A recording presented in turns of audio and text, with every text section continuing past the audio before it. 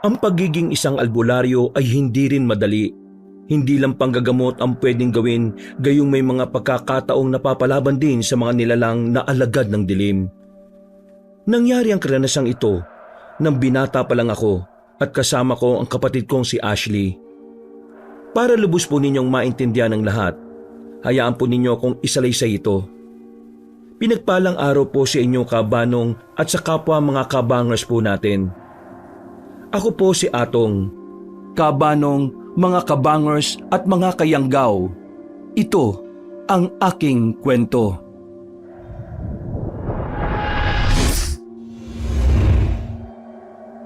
Bago nga pala magsimula ang ating kwento, sana'y mapindot nyo muna ang subscribe button at ang notification bell para lagi kayong nanonotify pag may bago tayong mga kwento. Pakibisita at pakisuportahan na rin ang iba pa nating mga channel. Ang Pamela Clamil Channel at ang Kabanong version 2.0. Kung wala sa mga nabanggit ko ang channel na mapapakinggan nyo na nagnanarita ko, yung channel na yon ay malamang ninakaw ang ating mga audio recordings. Huwag po nating suportahan. Mag-unsubscribe tayo dito. Naglalambing ako sa inyo na sanay yung 3 channel lang ang ating suportahan. At huwag nyo rin kalilimutan mag-like at comment. Napakalaking tulong po ito sa ating channel para mas makapagatid pa kami sa inyo ng mga magaganda at mga nakakapangilabot na mga kwento. At ngayon, sa ating pagpapatuloy.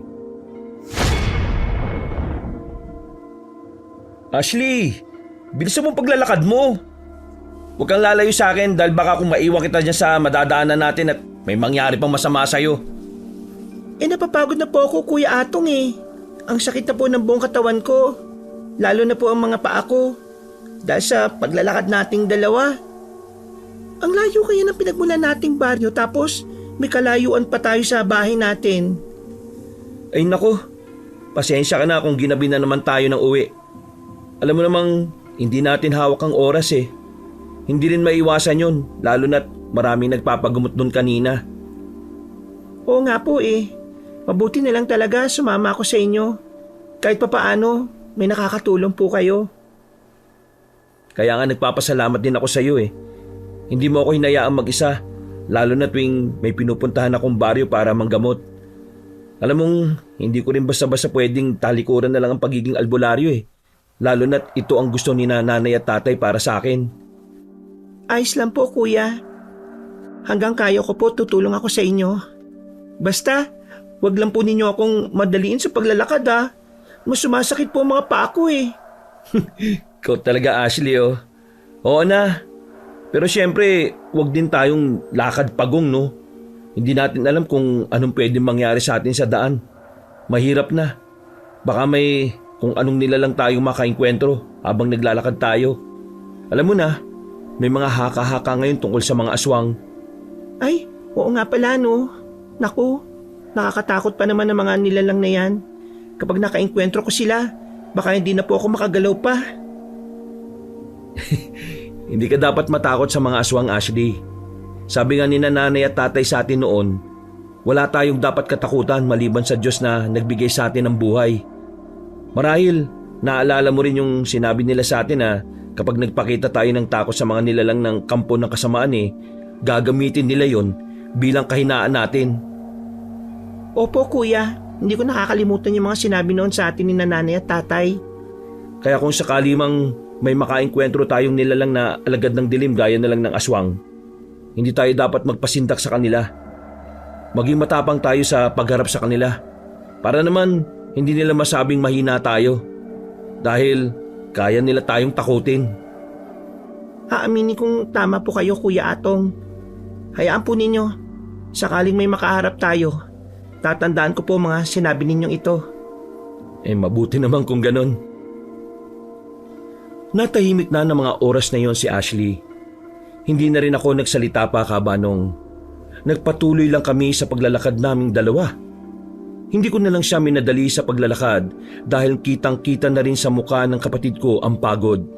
Minabuti ko na lang na maging alerto at mapagmatsyag sa paligid naming dalawa nang sa ganun ay masiguro kong walang nakasunod sa amin. Nasa kalagitnaan kami ng paglalakad namin nang sa hindi inaasahan, may narinig kaming ingay. Napahinto kaming dalawa sa paglalakad namin. Kuya Atong, mukhang sa masukal na bahaging yun nagmumula yung ingay na yun ah. Tama ka, Ashley.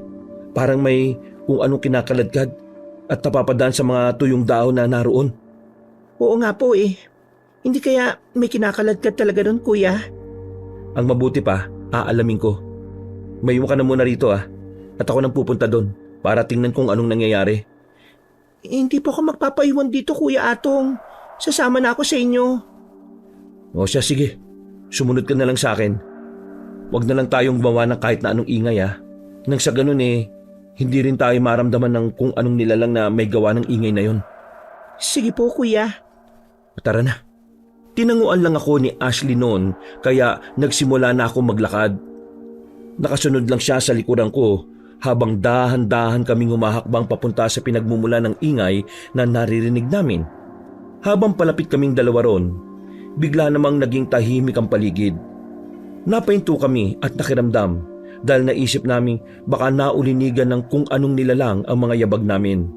Ilang sandali pa ang nakalipas, hindi na muling nagkaroon pa ng ingay. Dahil doon, napagpasya namin ni Ashley na ituloy ang paglalakad papunta sa masukal na bahagi na yon. Isa pa. Kuya, hindi po kaya aswang ang naroon? Baka may kinakaladkad siyang taong biktima niya. Sa totoo lang yan din ang hinala ko ngayon. Malalaman din natin kung ano nga ba yung nangyayari kapag nakarating na tayo doon. Sige po kuya, mukhang wala na rin naman pong tao Kung ano man ang nilalang na naroon. Oo nga Pero kailangan pa rin natin mag-ingat para makaiwas din tayo sa kapamakan kung sakali. Opo kuya. Naglalakad naming dalawa papunta sa masukal na bahaging yon. Kinuha ko naman ang itako sa kaluban nito at tinawakan ng maigpit bilang paghahanda sa kung anumang susunod na mangyayari. Nang makarating nga kami roon, wala kaming nakitang tao o kung anumang nilalang na nakatayo roon o nag-aabang sa pagdating namin. Sinuyod namin ang paligid lalo na't nakakaamoy kami ng balansang samyo ng hangin. Nanlaki ang mga mata naming dalawa ni Ashley nang may makita kaming katawan ng tao. Dito nga nagmumula yung malansang amoy, Ashley. Teka, wala nang buhay ang taong to Nakamulagat pa ang mga mata niya na parang takot na takot. Kuya, tingnan niyo yung tiyan niya Wakwak pa ito. At wala na po yung mga laman loob niya. Tama ka, Ashley. Diyos ko, hindi maganda to. Paniguradong biktima ng aswang to. Ibig sabihin po ba nito, may aswang sa baging to kanina, kuya? Oo, Ashley. Marahil ang nilalang na yon ang kumaladkad sa taong to. Pinaslang niya at dinala rito sa masukal na bahaging to. Baka iniisip ng aswang na yun na walang makakakita sa bangkay ng taong to. Kawawa naman ng taong yan, kuya. Marahil, hindi rin po niya inaasahan na mabibiktima siya ng aswang na yon. Parang gano'n na nga yun. Base na rin sa reaksyon ng mukha niya. Siguradong sinunggaban siya ng nilalang sa daan at hindi na siya nakapanlaban pa. Teka, baka nasa paligid pa po natin yung aswang na yon, Kuya Atong. Sa tingin ko, wala na rito yung nilalang na yon. Kung di rin ako nagkakamali, marahil naramdaman niya tayo kanina, kaya mabilis din siyang umalis dito. Namin ni Ashley habang pinagmamasdan ng bangkay na nasa harapan namin. Ilang sandali pa ang nakalipas, may narinig kaming kaluskos sa paligid namin. Naging alerto naman ako dahil baka may biglang umatake sa aming dalawa. Nagkatinginan na lang kami ng kapatid ko nang may marinig kaming pagyabag na mabilis.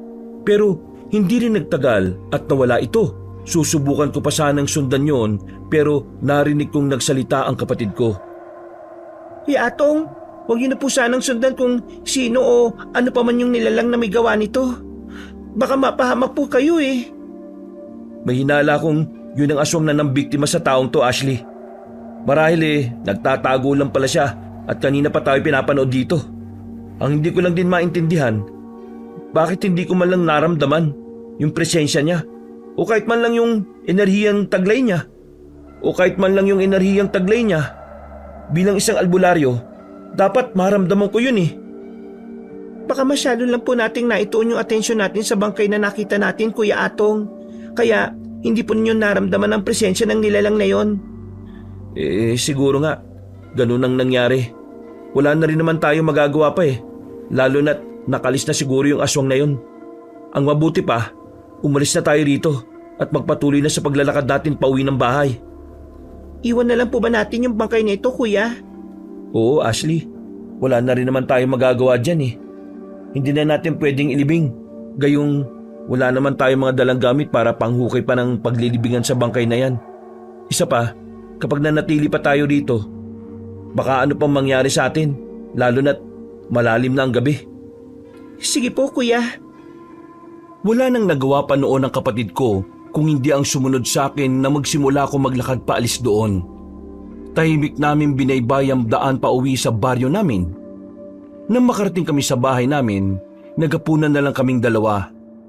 Hindi pa rin umiimik ang kapatid ko, kaya alam kong iniisip niya ang bangkay na naiwan namin doon. Kaya napailing na lang ako. Huwag mo nang alalahanin yung bangkay na yun, Ashley.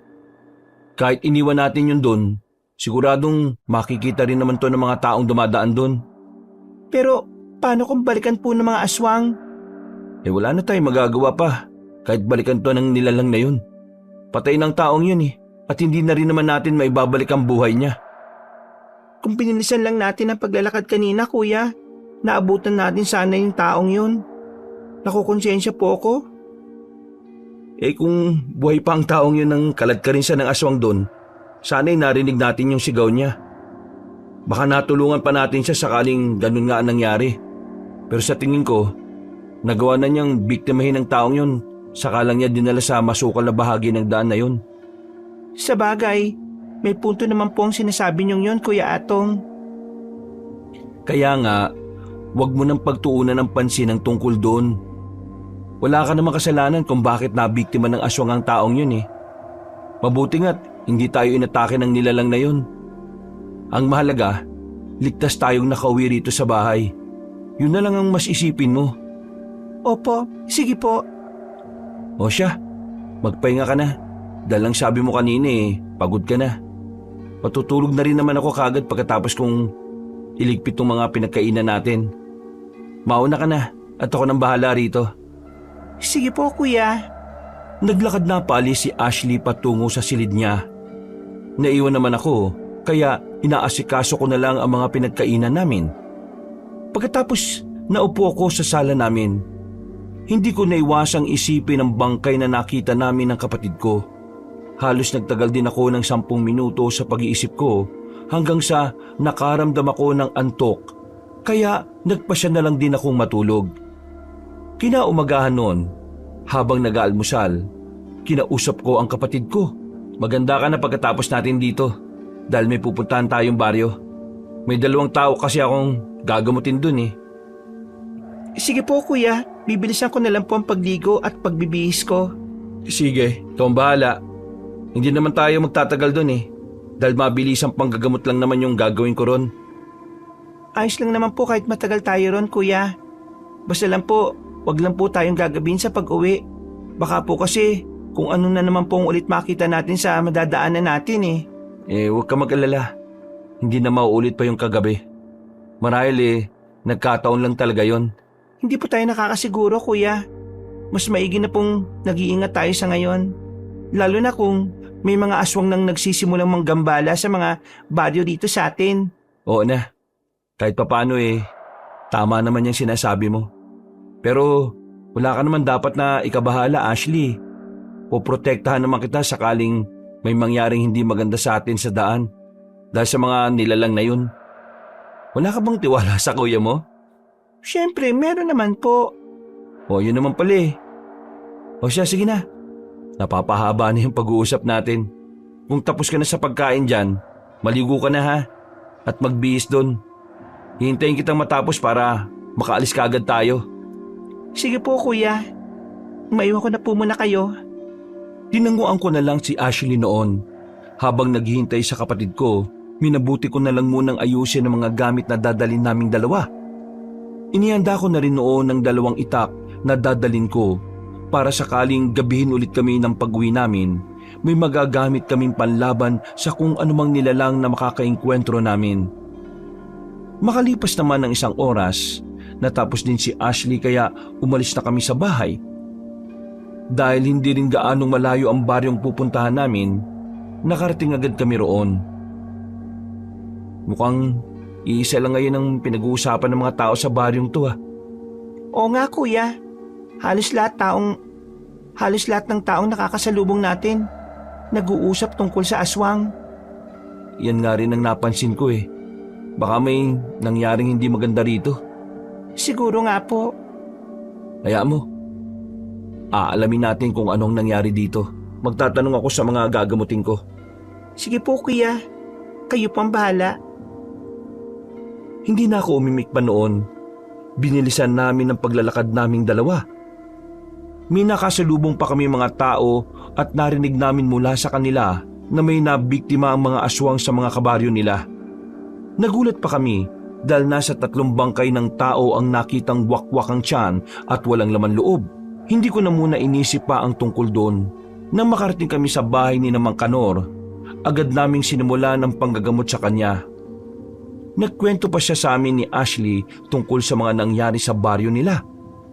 Nang maiwan kami ng kapatid ko sa sala ng bahay nila dahil may kinuha sa silid niya ang lalaki, nag-usap kami ni Ashley. Kuya, tama po pala ang mga narinig natin kanina mula sa mga taong nakasalubong natin. Oo nga, hindi ko inaasahan na may ganung pangyayari pala sa baryong ito. Grabe naman po yung mga aswang na yon. 3 na ang nabiktima nila sa mga taga rito. May dinukot pa silang bata. Tama ka. Halang talaga ang kaluluwa ng mga nilalang na yon. Dapat talaga may pumigil sa kanila eh. Oo nga po kuya. Ay nako, marahil patay na rin yung batang dinukot nila. Posible yun. Walang awa ang mga aswang kung pumaslang eh. Wala ring laban ng batang yun kaya paniguradong wala na rin siya ngayon. Ay nako, siguradong gaya ng mga nabiktima ng mga aswang na yon, makikita na lang din ang katawan ng mga batang yun na wakwak ang tiyan pero walang laman loob dahil nilantakan ng mga nilalang na yun. Nakakatakot po talaga sila kuya. Magsasalita pa sana ako pero hindi ko na nagawa pa dahil pagdating ni Mang Kanor, ipinagpatuloy namin ang naudlot na gamutan hanggang sa matapos din naman kami. Nagpaalam na kami noon sa lalaki at nagtungo sa susunod na bahay ng taong gagamutin ko sa baryong yun. Sa kasamaang palad, hindi natuloy dahil may mahalagang pinuntahan ng taong yon. Dahil wala na kaming gagawin pa ron, nagpasya na lang kaming umuwi sa bahay namin. Nadaanan ulit namin ang masukal na bahagi kung saan nakita namin ang bangkay ng isang tao ng nakaraang gabi. Napahinto pa kaming 2 roon. Kung dito tayo dumaan, kanina pa sana natin nalaman na wala na sa bahaging ito yung bangkay na nakita natin dito. Marahil, nailibing na yung mga taong nakakita. Baka nga po, tama kayo kuya. Bawat araw na lumilipas, mukhang nadadagdagan ang mga nabibiktima ng aswang na yun ah. Hindi na maganda to. Dahil magkasunod na baryo na ang kanilang pinupunterya. Yun din po ang kinakabahala ko ngayon Kuya Atong. Baka sa susunod po, sa atin na po sila maghanap ng susunod nilang bibiktimahin. Subukan lang nila. Kung sa mga naunang baryong pinunterya nila walang pumigil sa kanila, sisiguraduhin kong kapag napunta sila sa atin, hindi ako magdadalawang isip na pigilan sila. Lalabanan ko sila kung yan ang kinakailangan gawin para matigil ang masamang gawain nila. Susuportahan po kita kuya. Kahit medyo may takot pa ako sa mga nilalang na yon, hindi po ako makakapayag na mag-isa kayo makipaglaban sa kanila. Hindi dapat sila kinatatakutan, Ashley. Takot ang makakapagpabagsak sa iyo kapag yun ang pinairal mo. Kapag pinili mo ng makipaglaban sa mga aswang, huwag kang magpakita ng kahit na anong kahinaan. Sige po Kuya Atong, tatandaan ko po ang sinabi ninyo. Nasa ganong sitwasyon kami ni Ashley nang may maramdaman akong presensya sa likuran naming dalawa. Napalingon ako at ganon din ang kapatid ko at nakita namin ang isang lalaki na nakatayo. Nakatingin siya sa amin habang nakangiti. Hindi siya pamilyar sa akin kaya inisip ko na dayo o kaya mula sa ibang baryo. Mukhang nagulat ko kayong dalawa dahil sa biglang pagsulpot ko. Pasensya na kayo ha. At sa hindi ko man kagustuhan narinig ko yung pinag-uusapan ninyo. Wala po yun. Huwag na lang po ninyong isipin kung ano pa ang narinig nyo mula sa amin ng kapatid ko. Gustuin ko mang hindi lang din isipin mukhang imposible. Lalo na tungkol sa aswang ang pinag-uusapan ninyo. Bakit naman po ninyo nasabi yan? Alam kasi ninyo, hindi lang dito sa baryong ito nagkaroon ng pambibiktima ang mga nilalang na yon. Maging sa pinakadulong baryo kung saan ako nagmula. Marami na rin silang nabiktima ron. Ngayon, masasabi ko talagang nagsimula ng maggasik ng kasamaan nila ang mga aswang. Ay, kailangan silang mapigilan bago pa man mas lumala ang kanilang pambibiktima. Tama ka, iho. Gusto ko yung pagiging maangas mo. Parang wala kang kinatatakutan Dahil wala naman po akong dapat katakutan Hindi naman po sa pagmamayabang pero alam kong kaya kong makipaglaban sa mga aswang at matatalo ko sila. Sige, iho. Pero mag-iingat ka rin dahil hindi lahat ng aswang may hina. Baka kasi matsyempohan nung malakas na aswang ang makalaban mo. At sa halip na ang nilalang na yun ang mapaslang mo baka bumaliktad ang sitwasyon ninyo. Bahagya akong nakaramdam ng inis dahil sa sinabi ng lalaking kausap namin. Iniisip ko na parang minamalit niya ang kakayahan ko. Kahit na ganon, hindi ko naman ipinahalata sa kanya na medyo naapektuhan ako sa sinabi niya. Ngunitian ko lang siya at hindi na tumugon pa. Niyaya ko na lang si Ashley na umalis na kami roon. Nagpaalam naman kami sa lalaking kausap namin at iniwan na siya roon. Nang medyo nakakalayo na kami sa kanya, napalingon ako pero hindi ko na siya nakita pa. Kuya, hindi man lang po natin natanong ang lalaking yun kung ano pong pangalan niya. Hindi na mahalaga yun, Ashley. Hindi na rin naman natin makakasalamuha ang taong yun Hindi tayo sigurado sa bagay na yun, kuya. Sa susunod na makita natin ang taong yun, tatanungin ko na lang kung anong pangalan niya. Pansin ko kasi na interesado rin siya sa mga aswang Ay nako, ikaw ang bahala. Wala akong pakialam kung interesado siya sa mga aswang o hindi.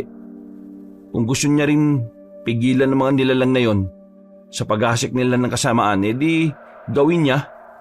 Basta ako, ang pinakamalaga lang sa akin ang kaligtasan nating dalawa. Ano po bang binabalak niyo ngayon, Kuya Atong? Gagawa ko ng paraan para matigil ang mga aswang na yon sa pambibiktima nila. Sakali mang may sumubok ng mambiktima sa baryo natin, abay, di ko sila hahayaang mabuhay pa, no? Hindi na nakaimik pa ang kapatid ko.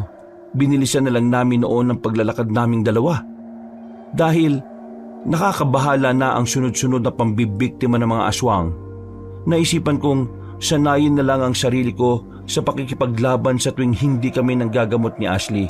Maging ang kapatid ko ay sumali na rin sa akin sa pag-iensayo para kahit papaano ay may laban din siya kung sakaling makaharap namin ang mga aswang. Sa paglipas pa ng mga araw, umugong na ang balita tungkol sa mga nilalang na yon. Kuya, mukhang hindi na po talaga mapigilan ng mga aswang na yon sa pambibiktima nila. Kahit hindi pa po sila umaabot dito sa baryo natin, marami naman na po silang napaslang sa mga karatig. Nakakainis nga Wala man lang taong nangahas na pigilan ng mga nilalang na yun. Kumbaga, hinahayaan lang din nila na patuloy na manalasa ang mga aswang na yun sa mga baryo. Oo nga po Paniguradong iniisip din ng mga aswang na dahil walang pumipigil o kumakalaban sa kanila, malaya silang gawin ang nais nila. Pwes, kung ganyan lang din naman, hindi na ako maghihintay pa na umabot ang mga aswang na yun sa baryo natin. Ako na mismo ang lalapit sa kanila para puksain sila. Ano pong ibig niyo sabihin, Kuya Atong? Tutugisin ko sila at iisa-isahin ko silang papaslangin. Nang sa ganun mabawasan sila hanggang sa tuluyang silang maubos. Kapag nagawa ko yon, sigurado akong babalik sa dating katahimikan ng mga baryo dito sa atin. Mukhang hindi ko na rin naman po kayo mapipigilan sa gusto niyong gawin, Kuya. Sasamahan ko na lang po kayo kung ganon. Sigurado ka ba sa pasya mong yan? Hindi naman kailangan dahil alam ko namang kaya kong harapin ang mga nilalang na yun kahit na mag-isa ako. Alam ko naman po yun, Kuya Atong. Pero mas mabuti na pong may kasama kayo para may makakatulong po kayo. Sinabi ko naman po sa inyo noon na hindi ko kayo kayang hayaan mag-isa. O sige, kung hindi ko rin naman na mababago yung pasya mo, hindi na kita pipigilan. Basta, ipangako mo lang sa akin na hindi mo hahayaang mapahamak ang sarili lalo na kapag nalagay tayo sa mapanganib na sitwasyon, ha? Opo, kuya. Gagawin ko po ang lahat para hindi mangyari yon. At nang sa ganun hindi po ako maging pabigat sa inyo. Sige, sisimulan natin ang pagtugi sa mga aswang na yon bukas ng gabi. Sige po. Hindi na kami umatras pa ng kapatid ko. Itinuring namin na isang misyon ng pagtugis at pag-ubos sa mga aswang na nananalasa sa mga baryo. Simula nga ng sumunod na gabi noon, umalis kami ng bahay para rumonda. Hindi lang sa baryo namin, kung hindi pati na rin sa mga karatig namin. Sinisigurado namin ng kapatid ko na walang aswang na mananalasa. Sa ilang gabi namin ginawa yon, wala pa kaming nakakaengkwentro mga aswang.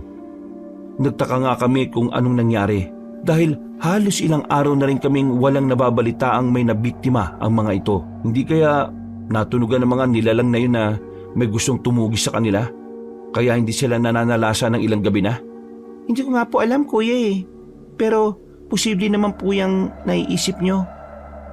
Pwede rin naman pong sa ibang bahay na naman sila nananalasa dahil mainit na sila sa mga taong gaya natin na gusto silang pigilan.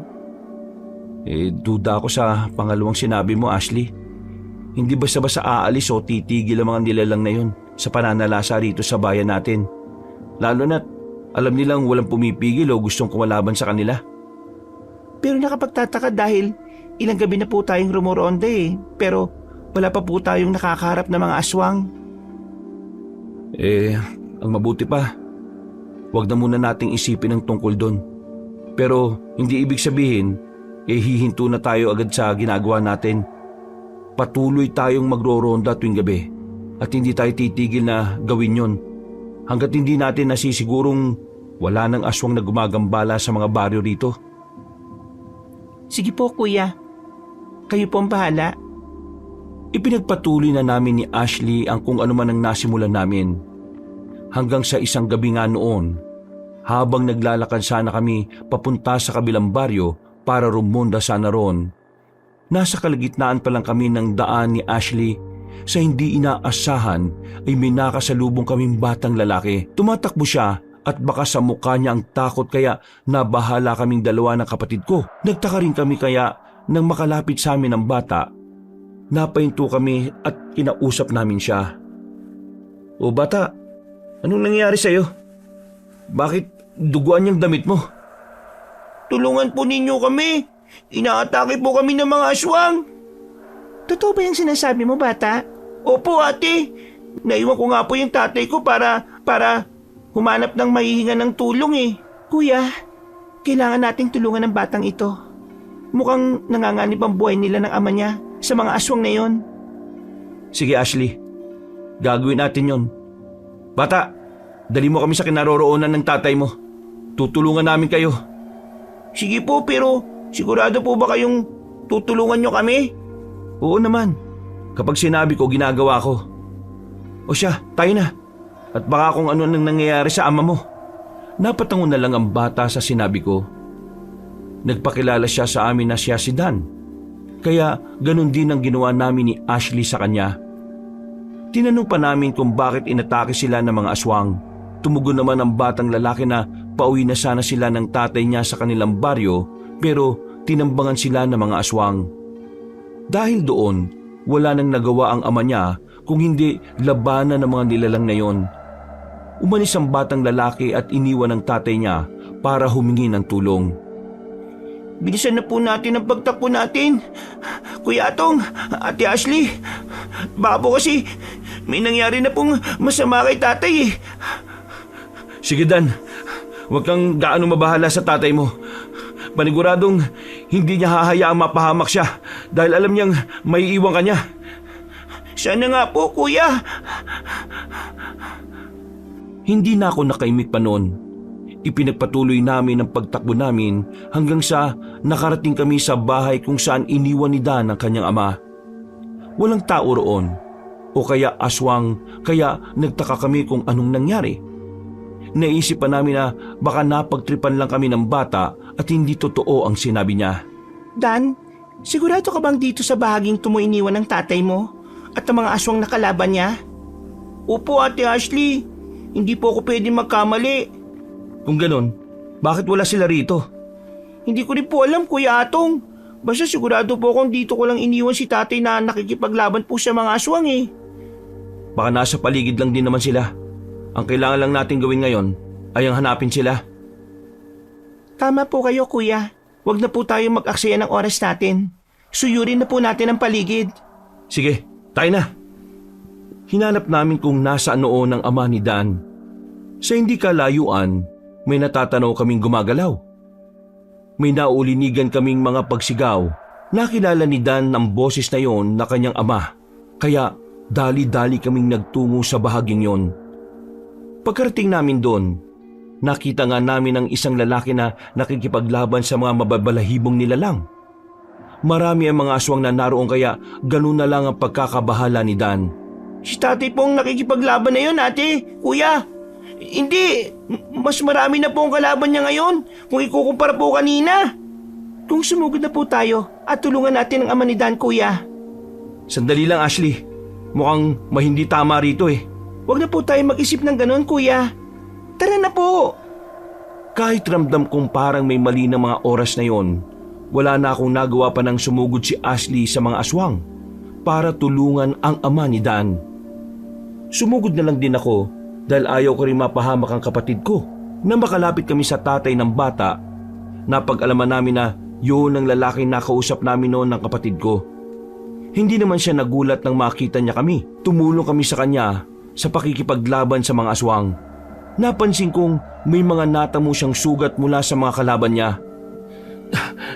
Kami na po ang bahala sa mga aswang na ito. Puntahan na lang po ninyo yung anak niyo dahil kanina pa siya nag-aalala sa inyo. Sigurado ba kayo? Kanina ko pa gustong magpahinga dahil pagod na ako makipaglaban sa mga aswang na yan. Opo, kami na pong makikipaglaban sa kanila. Dahil nababahala na rin ang lalaki sa kaligtasan ng anak niya, kaya nang magkaroon siya ng pagkakataong makalis sa labanan, hindi na niya pinalampas pa yon. Mabilis din siyang lumapit noon kay Dan habang kami naman ni Ashley ay naiwan na kaharap ang mga aswang. Kinuha naman namin dalawa ang mga itak namin sa kaluban ng mga ito at tinawakan na mahigpit. Napansin namin na napapatingin ng mga nilalang sa mag-ama kaya nakaramdam ako ng inis. Kuya, mukhang dalawang yun talaga ang puntirya nila ngayong gabi ah. Yan nga din ang iniisip ko eh. Hoy! Mga aswang! Hayaan na ninyo mag-ama na yan! Kami ang harapin ninyo! Ashley, ihanda mo sarili mo sa magiging laban natin sa mga aswang na yan. Opo, Kuya Atong. Dahil nga sa pagsigaw ko na yon, naibaling ng mga aswang sa akin ang atensyon nila. Nagsiangilan pa sila kaya minabuti namin ng kapatid ko na maganda sa pag-atake nila. Kahit marami ang mga nilalang nakatapat namin, hindi ako nakaramdam ng takot sa kanila. Ganon din naman ang kapatid ko, kaya kahit na papaano, alam kong wala akong ganong ipag-aalala kapag nagsimula na kaming makipagpambuno sa mga aswang na yon. Ilang sandali pa nga ang nakalipas, unang sumugod sa amin ang dalawa sa mga ito. Mukhang minamalit yung kakayahan namin ni Ashley ah. Tara, ipakita natin sa kanila kung anong kaya natin gawin sa kanila. Sige po, Kuya. Makakaasa po kayo. Magagamit ko na rin po mga naituro niyo sa akin. Tayo na, salubungin natin sila. Nauna na akong tumakbo noon para salubungin ang mga kalaban namin at sumunod ang kapatid ko. Dahil dalawa pa lang naman ang mga katunggali namin, hindi kami gaanong nahirapan sa kanila. Tigi-isa kami ng katapat ni Ashley kaya malaya rin kaming gawin kung anong maisipan namin sa mga nilalang. Itinuon ko na lang muna ang focus ko sa pakikipaglaban at hinayaan ko na lang ang kapatid ko at nakakaya rin naman niyang sabayan ang kalaban niya. Ilang beses akong sinubukang hulihin ng aswang na katapat ko pero bigo siyang mahuli ako. Kuya, agresibo mga kalaban at magagaling silang umilag. Huwag kang panghinaan ng loob. Isipin mong mahihina lang ang mga nilalang na ito kaya makakaya mong pabagsakin yan. Lalo na yung kalaban mo. Sige po, Susubukan ko pong bilisan ang pagpaslang sa isang ito. Hindi na ako umimik pa at patuloy na nakipaglaban sa aswang at sunod-sunod na umatake yun sa akin. Nainis naman ako sa nilalang na yon dahil namumuro na siya sa pagsugod sa akin kaya minabuti ko na rin na gantihan siya. Umiwas ako nang subukan niya akong kalmutin. Walang pag-aalinlangan ko siyang tinaga noon gamit ang itak na hawak ko. Inakala kong matatamaan ko siya pero naiwasan niya ito. Hindi na ako nag-aksaya ng oras ko at sunod-sunod ko rin siyang pinagtatataga. Napansin kong nahihirapan na siya hanggang sa natamaan ko na nga ang kanyang dibdib. Tapos ka na sa akin ngayon! Tatapusin na rin kita! Napangisi ako noon dahil sabay namin pinaslang ng kapatid ko ang kalaban naming dalawa. Napahiyaw na lang ang mga ito nang walang awa namin silang inundayan ng pagtaga hanggang sa mawalan sila ng buhay. Napatingin agad kami sa mga kasamahan nila na noon ay galit at matalim na nakatitig sa aming dalawa. Sige, kung sino pang gustong matulad sa mga kasamahan ninyo, sumugod lang kayo sa amin. Tinutugis na rin naman namin kayo eh. Kaya iisa-isahin namin kayong paslangin hanggang sa tuluyan kayo maubos. Kuya, mukhang mahihirapan tayo sa kanila kapag sabay-sabay silang sumugod sa atin. Huwag kang mabahala. Kahit ilan pa silang maging katapat natin, makakaya natin sila, Ashley. Tinunguan na lang ng kapatid ko ang sinabi kong yon. Nagsiangilan naman ng mga aswang na natitira sa mga makakalaban namin. Nagkatinginan pa silang lahat noon na parang nag-uusap at nagbibigay ng senyales sa bawat isa. Naghintay na lang kami sa kanila hanggang muli silang napatingin sa amin. Pinagsabihan ko ang kapatid ko na susugod na ang mga aswang at hindi nga ako nagkamali dahil mabilis na umatake ang mga ito. Sabay nga silang lahat, kuya. Akong bahala sa kanila. Pero kapag may sumugod sa'yo, labanan mo na lang ha. Huwag kang magpakita ng kahit na anong takot. Tandaan mo ang sinabi ko sa'yo noon? Opo, kuya. Masusunod po. Nilakasan ni Ashley ang loob niya ng mga oras na yon. Sumugod nga sa kanya ang dalawang aswang habang pinupuntiryan naman ako ng iba sa kanila. Wala na kaming nagawa noon kung hindi ang makipagpambuno sa kanila. Hindi ako nagpatinag sa mga nilalang na yon kahit alam kong may posibilidad akong maalangan kapag pinagtulungan nila ako. Buong tapang ko silang hinarap at bawat aswang na lalapit sa akin, buong lakas kong pinagtatataga. Kahit magsabay-sabay pa kayo lahat, hindi nyo kami mapapabagsak! Kuya, mag-iingat ka. Lalo na't mas marami kang kalaban. Huwag mo kong alalahanin. Kaya ko sila. Hindi ko na narinig na nagsalita pa ang kapatid ko. Nang mapasulyap ako sa kanya, nakita kong naging abala na siya sa pakikipaglaban. Dahil doon, nagpasya na lang akong gayahin siya. Naging maingat ako noon na hindi ako masugatan ng mga kalaban ko. Habang tumatagal ang pakikipagpambuno namin sa kanila, nagagawa na rin naming mapabagsak ang iba sa kanila.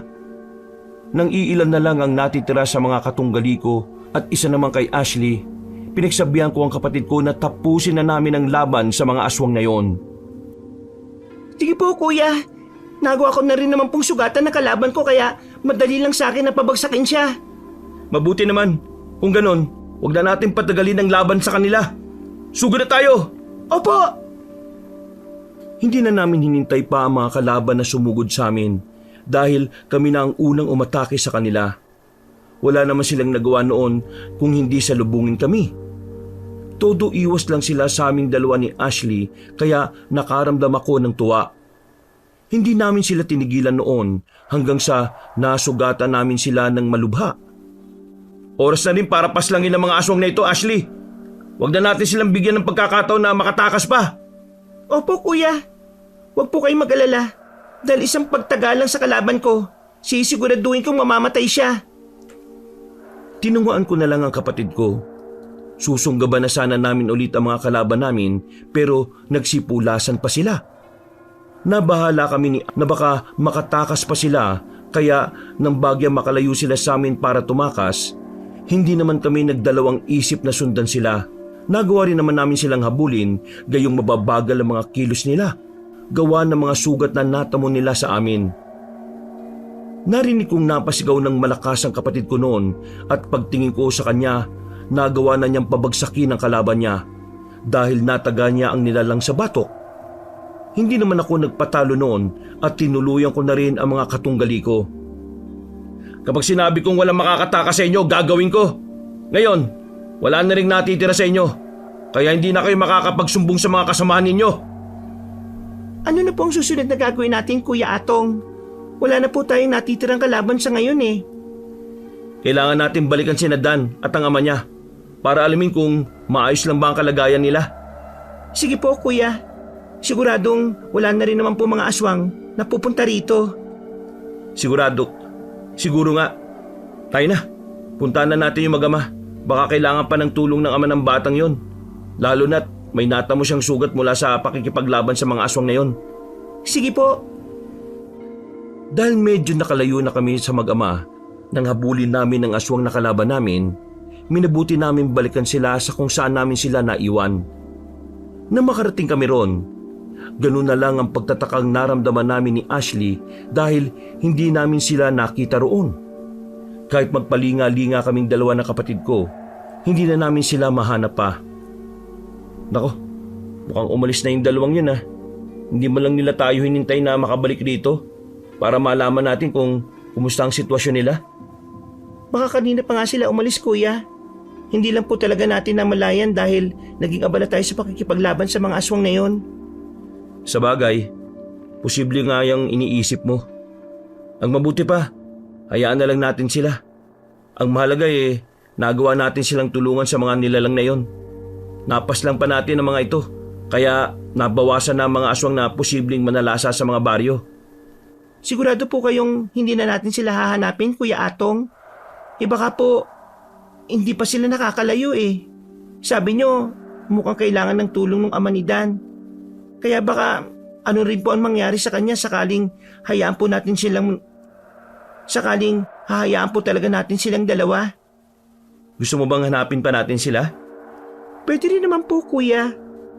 Isa pa po, ipagpapatuloy naman po natin ang pagronda kaya habang ginagawa natin yon, subukan natin silang hanapin. Oo nga. Sige, tama naman yung sinabi mo. Naisip ko na sa sitwasyon ng ama ni Dan, baka hindi niya nakayanin pa na makipaglaban sa ibang mga aswang na posible nilang makaengkwentro. Oo nga po. Yun po talagang inaalala ko eh. Kapag nangyari po yun, baka tuluyan pa silang mapahamak sa mga aswang at maging sila mabiktima na rin ng mga ito. Kung ganon, halika na.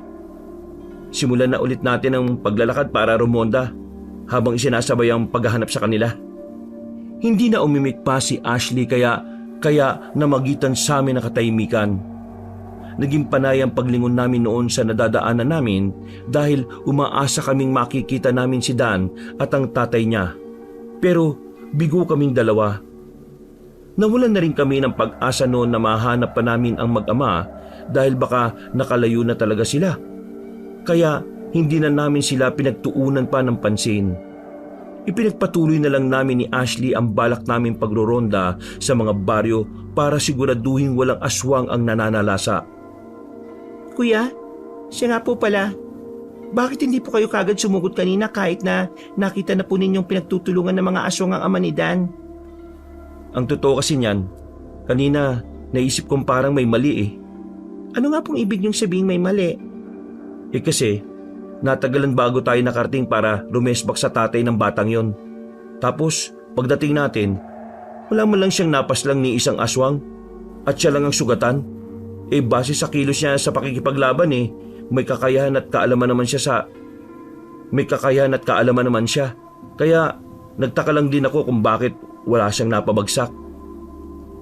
Baka magaling po talaga ang mga aswang na yon, kaya hindi niya napuruhan, Kuya Atong. Siguro nga. Hayaan na lang natin yun. Huwag na lang natin isipin yun. Tapos na rin naman ang lahat ng yun eh. Sige po, kayo pong bahala, Kuya. Muli kaming natahimik noon ni Ashley. Medyo malayo na rin kami noon mula sa pinagmulan naming dalawa kung saan naganap ang naging laban namin sa mga aswang. Nasa ganong sitwasyon kami nang sa hindi namin inaasahan, may natanaw kaming dalawang taong nakatayo sa hindi kalayuan. kinuha kaagad namin ni Ashley ang mga itak namin para ihanda ang mga sarili naming dalawa sa posibleng mangyari. Oras na tamang hinala nating aswang ang mga taong yon. Huwag tayong magdadalawang isip na labanan sila, Ashley, ha? Sige po, Kuya Atong. Pero mukhang bata naman po yung isa sa mga taong yun eh. Hindi tayo nakakasigurado sa bagay na yan. Mas maigi nang handa tayo sa kung ano man ang susunod na mangyayari sa atin dito. Sa bagay, tama po kayo, Kuya. Magdahan-dahan na lang muna tayo nang sa ganun hindi nila maramdaman agad ang presensya natin. Mukha pa namang abala mga yun sa kung ano ang mga ginagawa nila. Sinang-ayunan ni Ashley ang sinabi ko. Dahil doon, sinubukan naming hindi makagawa ng ingay habang humahakbang kami palapit sa kanilang dalawa. Nang medyo malapit na nga kami sa dalawang tao na yon, napansin namin ni Ashley na pamilyar sila sa amin. Napatigil kami ng kapatid ko sa paglalakad at nagkatinginan kaming dalawa. Minatyagan namin ang dalawang tao na yon at pareho kami ng hinala. Ang ipinagtataka lang namin ay kung anong ginagawa nila gayong nakatingala sila sa bilog na buwan ng gabing yon. Kuya, hindi tayo pwede magkamali na sinaddan yan at ang ama niya. Tama ka, Ashley. Ano kaya kung lapitan na natin sila at alamin kung anong ginagawa nila? Hindi ko rin inaasahan na makikita pa natin sila dito at nasa ganitong sitwasyon pa. Sige po, Kuya. Ako na lang po munang lalapit sa kanila. Susubukan ko po munang tawagin ang pangalan ng bata para makumpirma ko po kung sila nga talaga yon. Sige, ikaw ang bahala. Ihanda mo lang ang sarili mo, ha. Dahil baka aswang pala yan na ginagaya lang ang katauhan ng mag-ama na yon. Ako rin, magiging alerto lang. Huwag ka mag-alala. Opo, Kuya, sige po. Hahakbang na po ako papalapit sa kanila. Tinanguan ko na lang si Ashley at hinayaan siya sa gagawin niya. Nakahawak pa rin ako sa itak ko noon at nanatiling alerto sa mga susunod na mangyayari. Nang nasa likuran na ng dalawang taong yon ng kapatid ko, sinimulan na nga niya ang pagtawag sa pangalan ng bata. Ilang beses pa niyang inulit yon pero mukhang walang naririnig ang mga taong yon. Nabahala ako para sa kapatid ko, kaya pinagsabihan ko siyang umatras na lang at bumalik siya sa akin. Ginawa naman niya yon pero ilang hakbang pa lang ang nagagawa niya, gumalaw na ang mga taong yon at humarap sa kanya. Sinaddan nga ang ama niya. Teka, anong ginagawa niyong dalawa rito ng tatay mo, bata? Mukhang wala po sila sa sarili nila ang dalawang yan. Tingnan po ninyo at nakatingin lang po sila sa atin. Pero hindi man lang po sumasagot si Dan.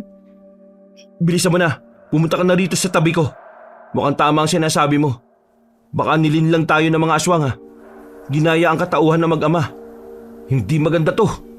Kuya Atong, Ate Ashley, mabuti naman po't nakita po ulit tayo rito. Nagulat kami na magsalita si Dan. Akala kasi namin ay tutunganga lang siya habang tinititigan kaming dalawa ng kapatid ko. Ipinakilala pa ng bata sa amin ng ama niya na noon ay matalimang tingin sa amin. Nagtaka naman kami kung ano ang nangyayari sa kanila. Kinutuban naman ako ng hindi maganda sa kanila at inisip na baka may ibang balak sila sa amin. Ilang sandali pa, pareho kaming kinilabutan ni Ashley nang umisi sila sa amin. Kuya, sabihin nga po ninyo sa akin na hindi ako namamalikmata dahil nakikita ko ngayon na nagbabaga po mga mata nilang dalawa eh. Tama ang nakikita mo, Ashley. Sinasabi ko na nga bang tama ang hinala ko eh. Aswang ang mga yan. Ibig sabihin po nito, aswang ang mag-amang yan? Oo, ganun na nga yun. Nilinlang nila tayo, Ashley. Mukhang may balak silang gawin sa atin kaya kailangan natin maging maingat sa kanila. Sige po, Kuya. Hindi ko po inaasahan na mangyayari ito.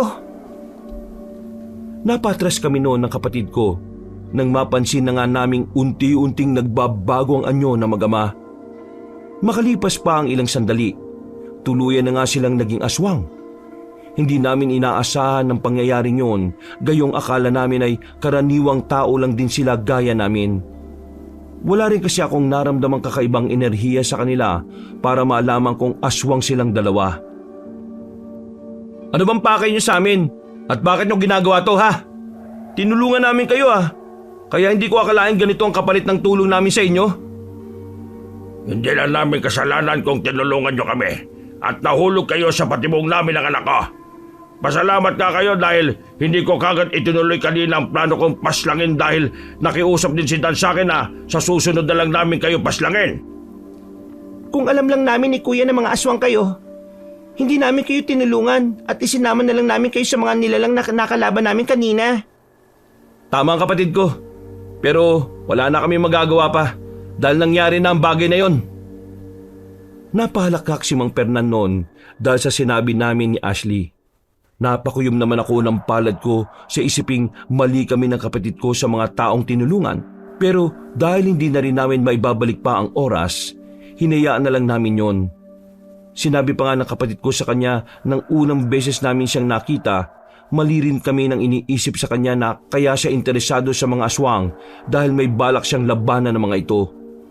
Sumagi sa isipan ng kapatid ko na kaya siya may interes sa mga nilalang na yon dahil kauri pala niya ang mga ito.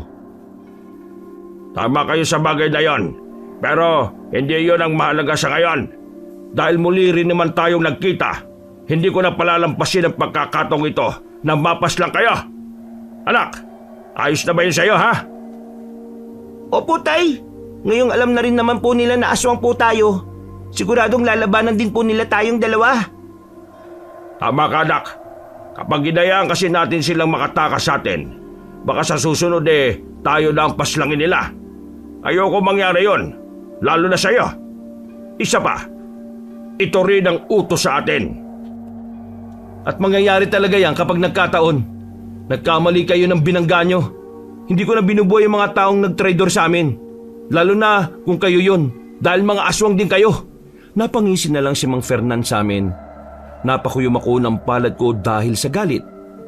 Napatingin ako kay Dan, pero hindi ko nakitaan ng pagsisisi ang mukha niya kahit pati sa kanya ay nakaramdam din ako ng galit.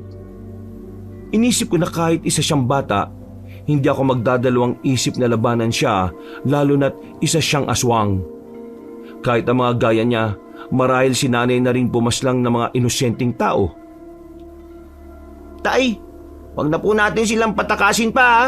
Patayin na lang po natin sila. Yun naman po ang dahilan bakit tayo humingi ng tulong sa kanila eh. Anong ibig mo sabihin? Hindi na namin kailangan magpaliwanag sa inyo. Narinig naman ninyo ang sinabi ng anak ko, di ba? Isa pa, hindi rin kayo magtatagal sa mundong ito. Papatayin namin kayong dalawa. Hindi na kami nakipagbangayan pa sa mag-amang aswang. Hinamon ko naman sila nang kung yun talaga ang gusto nilang mangyari ay gawin na nila. Dagdag ko pa, wag na nilang aksayahin ang oras namin gayong nasayang na ito nang tulungan namin sila sa mga aswang na yon. Napansin kong nainis si Mang Fernan sa sinabi kong yon, kaya tiningnan niya si Dan. Tumango sila sa isa't isa at pagkatapos noon nagulat na lang kami nang mabilis silang kumilos. Siguradong susugod na sila sa atin, kaya kailangan natin maghanda, Ashley. Huwag tayong papayag na ang mga aswang na yun ang pumaslang sa ating dalawa. Dahil wala silang utang na loob. Sige po, Kuya. Ngayong alam na natin na aswang sila, kalaban na rin talaga ang turing ko sa kanilang dalawa. Mabuti naman kung ganun. Oras na makalapit sila sa atin, ha? Hayaan nating sapitin nilang sinapit ng mga aswang na kalaban natin kanina. Opo, Kuya. Dahil nagkasundo na rin kami ng kapatid ko na wag na rin bigyan ng kahit kaunting awa ang mag-amang aswang, kaya oras na lumapit na sila sa amin, hindi na kami magdadalawang isip na makipaglaban sa kanila. Iniisip ni Ashley na may natamong sugat na si Mang Fernan, kaya hindi siya gaano makakalaban sa amin.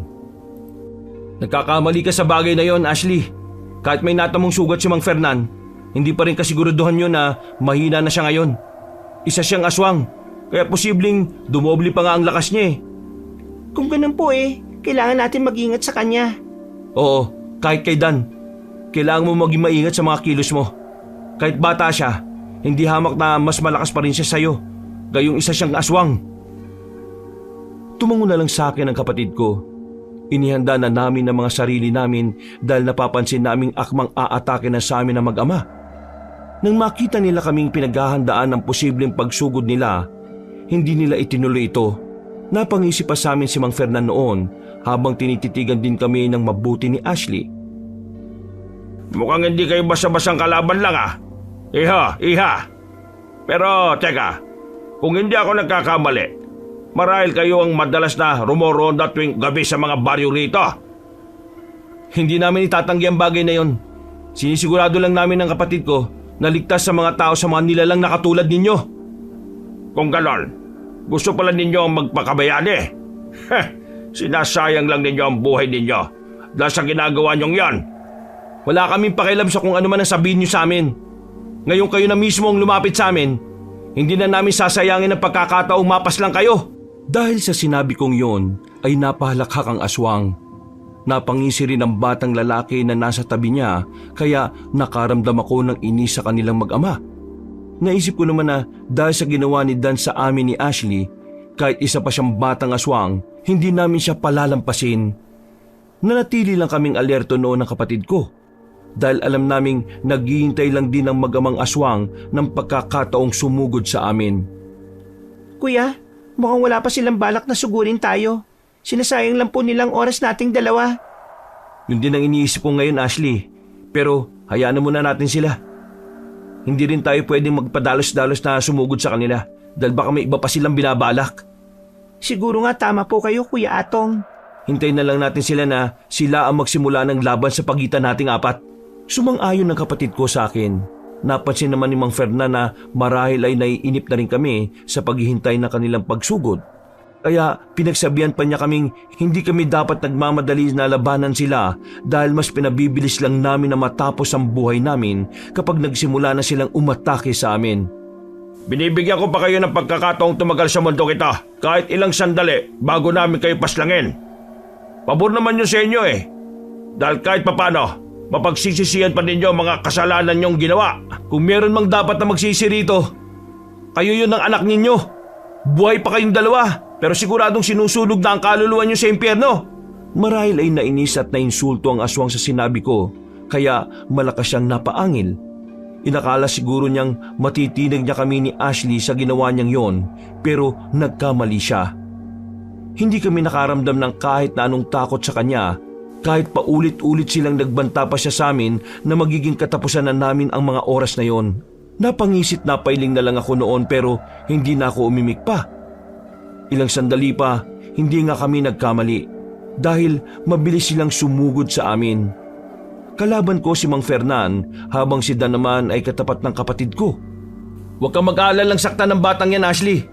Mas mabuting siya ang mapaslang mo at hindi ikaw ang magawa niyang patayin. Opo, Kuya. Susubukan ko pong talunin siya. Ha! Alam mo na ang gagawin mo, anak. Opo, Tay. Nang tuluyan silang makalapit sa amin, nagsimula na nga ang pakikipaglaban namin sa kanilang mag-ama. Itinuon ko naman ang atensyon ko sa pag-atake kay Mang Fernan at tinayaan naman ang kapatid ko na dumiskarte sa pakikipagpambuno niya sa batang aswang. Dahil napapangisi sa akin ang nilalang na katapat ko, mas nadagdagan ang pagnanais ko na mapas lang siya. Kaya namin kayong paslangin agad kung gugustuhin namin ang anak ko. Pero syempre, mahihirapan muna namin kayo. Dahil mas magiging maganda ang laban kapag nakikita naming hirap na kayong sabayan kami. Siguraduhin lang ninyo ang bagay na yon. Dahil kung hindi nyo kami pahihirapan ng kapatid ko, baka kabaliktaran pa mangyari. Tingnan natin kung hanggang saan ka dadalhin ang pagiging maangas mo. Inisip ko naman noon na papuri ang sinabi ni Mang Fernan na maangas ako. Nagpatuloy ang laban sa pagitan naming apat ng mga oras na yun. Walang gustong magpatalo sa bawat isa sa amin. Habang tumatagal, napapansin ko naman na mas nag-iibayo pa ang lakas ni Mang Fernan. Kahit na ganoon, hindi ako nagpakita ng pagkabahala o kahit kaunting takot sa kanya. Mabilis pa rin akong sinugod noon pero naiwasan ko siya. Dahil maliksi ang kilos niya, hindi ko man naiaangat ang kamay kong may hawak ng itak, agad siyang nakaalis sa harapan ko. Mukhang hindi nangyari ang inaasahan niyo, Mang Fernan ah. Hanggang ngayon hindi pa rin niyo ako nagagawang sugatan eh. Huwag kang pakampante, binata. Pinapainit ko lang naman ang laban natin. Baka magulat ka na lang mamaya. At hindi ka na makapanlaban kapag sineryoso ko na ito. Yanda na lang po ninyo ang sarili ninyong mabigo. Kahit na ano pang kasing gawin ninyo, sisiguraduhin naming hindi kami patatalo ng kapatid ko. Napakuyom ako ng palad ko nang tawanan ni Mang Fernan ng sinabi kong yon. Nasa ganong sitwasyon kaming dalawa nang sa hindi inaasahan biglang napasigaw ng malakas si Ashley. Bahagya akong napalayo sa nilalang na kalaban ko at napatingin sa kapatid ko. Ganun na lang ang gulat ko nang makita kong nakahawak na siya sa kanyang tiyan. Nakabaon din doon ang mahabang kuko ng batang aswang. Mukhang matatalo ng anak ko ang kapatid mo, binata. Tignan mo, oh, at nagawa na siyang sugatan ni Dan. Hindi maganda to. Hindi ko hahayaan na tuluyan niya ang kapatid ko. Kailangan kong tulungan si Ashley. Kuya! Hindi na nga ako nag-alangan pa noon na tumakbo para puntahan ang kapatid ko. Sinubukan pa akong harangan ni Mang Fernan pero bigo siyang magawa yon. Itinulak naman noon ni Ashley si Dan at dahil medyo napalakas ang puwersa niya, nawala ng balanse ang batang aswang kaya nabuwal siya sa lupa. Agad kong nilapitan ang kapatid ko nang mapansin kong matutumba siya. Mabuti na lang at hindi natuloy kaya inalalayan ko na lang siya. Sakto namang naging abala rin si Mang Fernan sa pag-asikaso noon kay Dan kaya hindi nila naituon ang pansin nila sa amin. Hindi pwede manatili tayo rito sa ganitong sitwasyon mo, Ashley. Kailangan nating umalis muna nang sa ganun hindi ka mapuruhan. Sige kuya, kung ganon tayo na po habang hindi pa nakatingin sa atin ng mga aswang na yon. Hindi ko man gusto ang ideyang umalis doon at iwan ang aswang na kalaban namin, wala na rin akong nagawa pa. Mas iniisip ko kasi ang sitwasyon ng kapatid ko ng mga oras na yon. Umusal naman ako ng alam kong dasal na taga-bulag para hindi kami madaling makita ng mga aswang na yon. Umalis na kami roon at pansamantalang naghanap na mapagpupwestuhan kung saan makakapagpahinga si Ashley. Nang may mahanap kami na medyo malayo na sa mga aswang na yon, hindi na kami nagdalawang isip na doon na muna magtago. Ashley, ayos ka lang ba? Ayos lang po ako kuya. Hindi naman gaanong malalim ang naging sugat ko mula kay Dan. Kaya ko pa naman po sanang lumaban Delikado na para sa iyo makipaglaban sa batang yon. Sinasabi ko naman sa iyo na mag-ingat ka sa kanya Ginawa ko naman po yung kuya. Kaya lang, dahil na rin sa mas maliit siya sa akin, mas maliksi ang pagkilos niya. Hindi ko rin inaasahan na magagawa niya akong sugatan dahil sa nagkamali rin ako ng galaw ko. Ano ba kasing nangyari? Inatake ko kasi siya. Inakala kong iiwas lang siya sa akin kaya nakampante akong wala siyang ibang gagawin.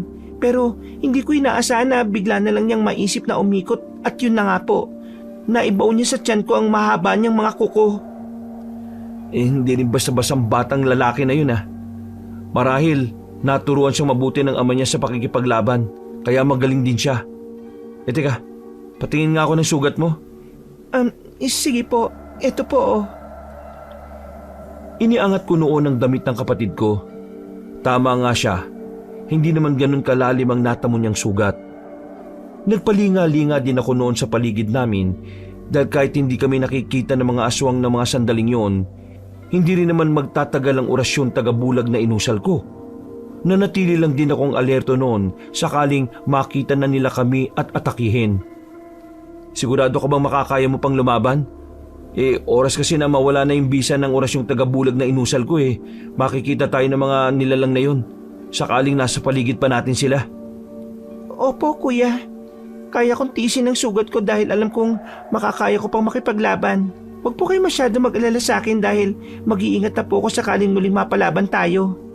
O sige, ihanda mo na lang ang sarili mo sa mga susunod na mangyayari Pero susubukan natin makalis dito. Kapag hindi tayo nasundan nakita ng mga nilalang na yun. Kailangan kitang gamutin bago pa man lumala ang mga sugat mo. Sige po Kuya Atong. Nakiramdam na muna kami ni Ashley noon sa paligid namin. Inalam ko kung saan posibleng naruroon ang mga kalaban namin. Hindi ko sila nakita pero hindi ako nakampante. Alam kong posibleng nasa paligid lang namin sila kahit na hindi ko naramdam ang kanilang presensya.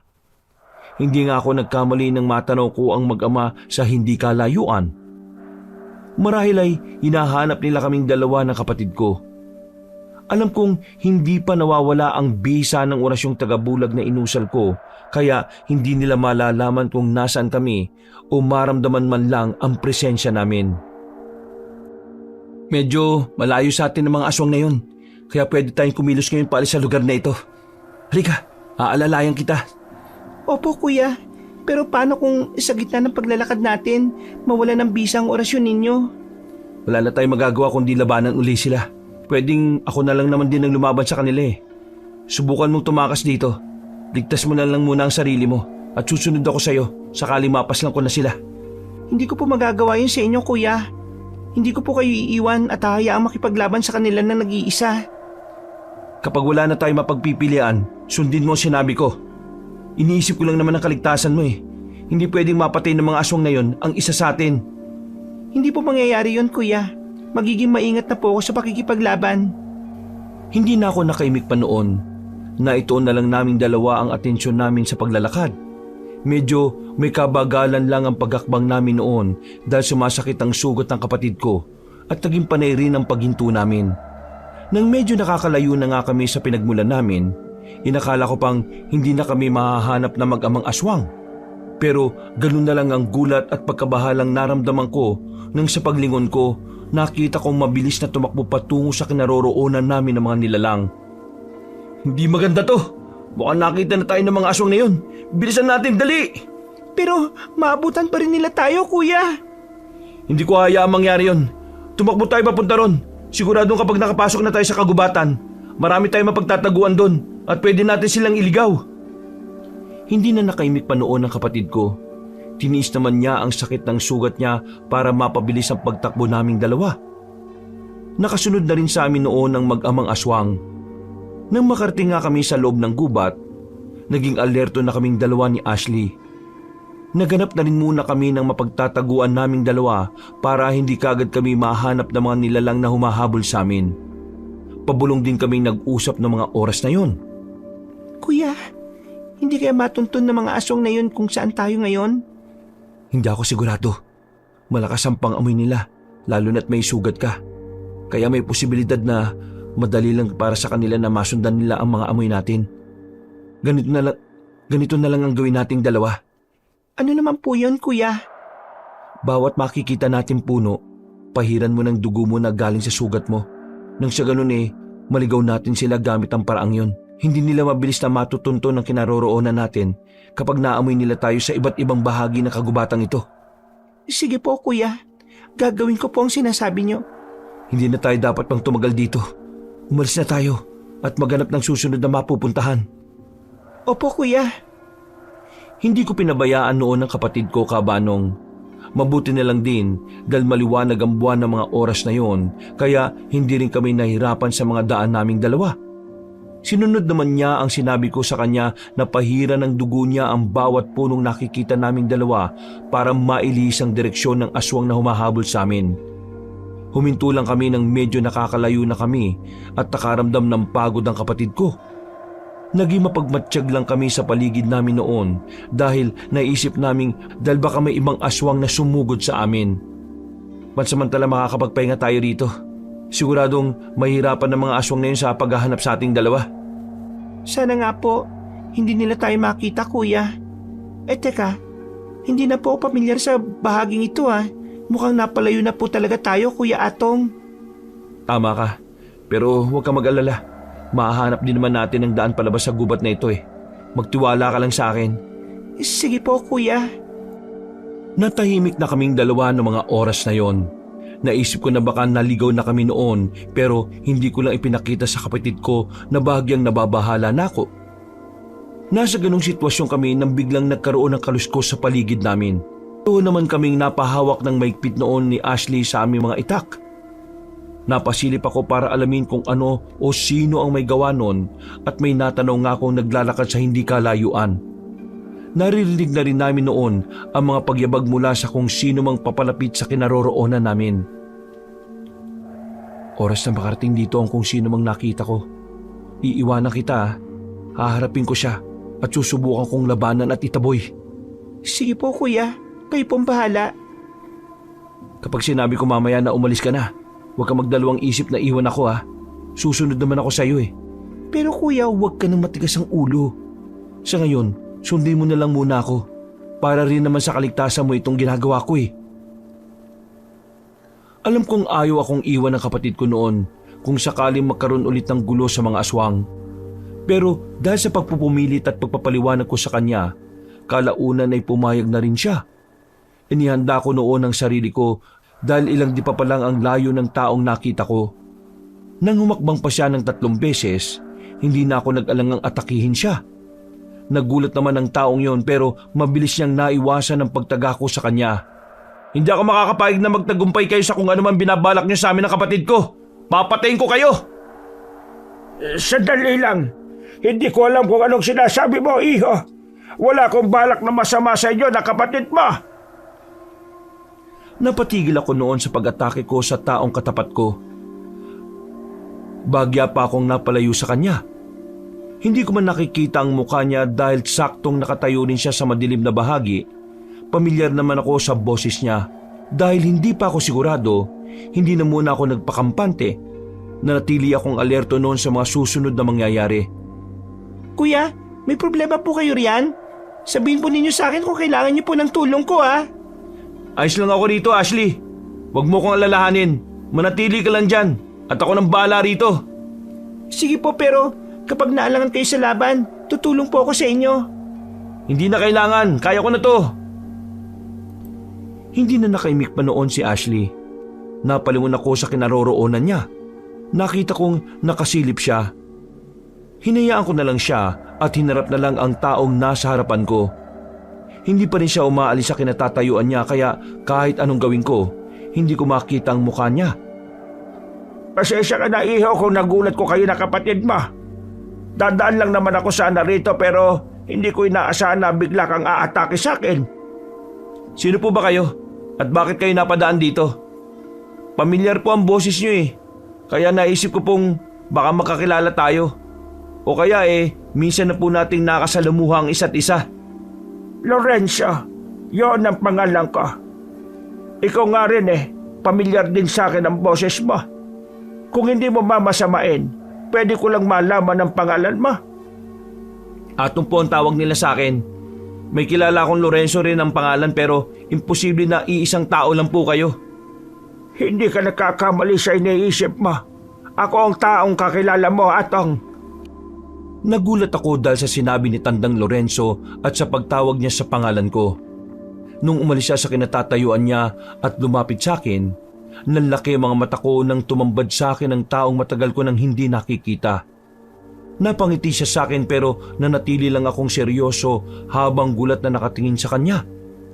Hindi kasi ako makapaniwala noon na magtatagpo ulit ang landas naming dalawa. Akala ko po patay na po kayo, Tandang Lorenzo.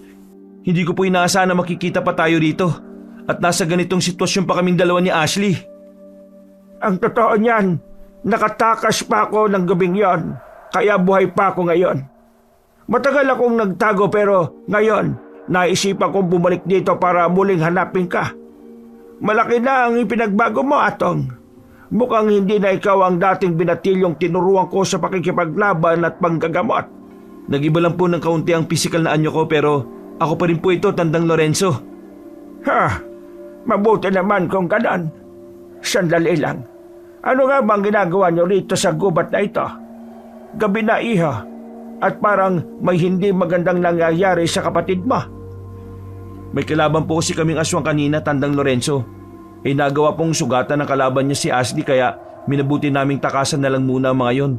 Napadpad nga po kami rito dahil sinubukan namin silang iligaw.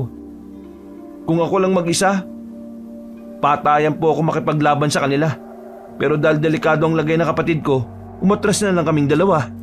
Nag-iba naman ang reaksyon ng mukha ni Tandang Lorenzo ng mga oras na yon. Nababahala siya sa amin pero pansin kong may kakaiba sa kanya. Hindi na rin siya umiimik noon kaya namutawi ang katahimikan sa pagitan naming dalawa. Naging alert na lang ako dahil baka may biglang sumugod sa amin habang nasa ganong sitwasyon kami. Narinig kong napapaungol ang kapatid ko at akma sanang hahakbang ako para puntahan siya pero biglang nagkaroon ng ingay sa paligid namin. Mga pagyabag ang nauulinigan namin noon kaya naisip ko na yun na ang mga aswang na humahabol sa amin. Kuya, marahil sila na po yan. Yun din ang hinala ko. Ramdam ko ang enerhiya nila Tandang Lorenzo, ang mabuti po magtago tayo. Nang sa ganun hindi nila tayo makita. Ayokong pati kayo mapahamak ng dahilan sa amin ni Ashley. Hindi na kailangan. Hayaan mo ko, Atong. Ako ang haharap sa kanila. Kayo na lang ni Ashley ang magtago. Hindi ko sasabihin sa kanila na nakita ko kayo. Sakaling makakaharap ko sila. Manganganib po kayo sa kanila kapag ginawa niyo yun. Huwag mo kong alalahanin. Ako ang bahala. Kilala mo naman ako, Atong, hindi ba? Alam kong kaya rin ni Tandang Lorenzo noon na labanan ng mga aswang na yon. Pero dahil hindi ko rin gusto na madamay sila sa gulo namin ng kapatid ko, ilang beses ko pa rin siyang pinilit na magtago kaming tatlo. Hanggang sa dumating ang mag-amang aswang. Hindi na rin ako nakaalis pa roon, kaya wala na rin akong nagawa pa kung hindi harapin ang mga nilalang na yon na ng mga oras na yon napapangisi na dahil nahanap nila kami. Napatingin pa sila kay Tandang Lorenzo at nagulat nang makita ang matandang lalaki. Napasulyap ako kay Tandang Lorenzo pero may kung ano siyang sinenya sa mag-amang aswang. Nagtaka ako dahil doon. Kilala po ba ninyong mga nilalang na yun, Tandang Lorenzo? Para po kasing magkakilala po kayo eh. Hindi. Ngayon ko lang sila nakita, Atong. Sila ba yung tinutukoy mong mag-amang humahabol sa inyo ni Ashley? Opo, sila nga po yun. Kung ganon, mukhang dalawa lang talaga sila at wala silang ibang mga kasama. Tama po kayo sa bagay na yon. Seryoso lang na nakatingin noon si Tandang Lorenzo sa mag-amang aswang. Nakatuyo naman ang nilalang at sa hindi ko malamang dahilan, kinutuban ako ng hindi maganda nang mapansin kong nakikipagtitigan sila kay Tandang Lorenzo. Iniisip ko na baka punterian nila ang matandang lalaki kaya nagwika na ako at binantaan sila na kapag idinamay nila si Tandang Lorenzo, hindi ko sila patatakasin ng buhay. Kayo na kapatid mo, tumakas mula sa amin. Mabuti ka't nahanap namin kayo ng anak ko. Matapos nyo kaming iligaw dahil sa ginawa nyong paraan. Kung hindi lang talaga dahil sa kapatid ko, hindi ko kayo tatakasan eh. Pasalamat na lang kayo dahil may rason ako para hindi rin sana kayo paslangin. Pero dahil sinundan nyo pa kami rito, wala na rin ako magagawa pa kung hindi labanan ulit kayo ng anak mo. Kung iniisip mong tutulungan ka ng taong yan, huwag ka nang umasa pa dahil hindi niya gagawin sa kung ano man ang iniisip mo. Hindi ka sigurado sa bagay na yon. Kung tutulungan ko sila, paniguradong kayo na kasama mo ang tatakas kapag nangyari yon.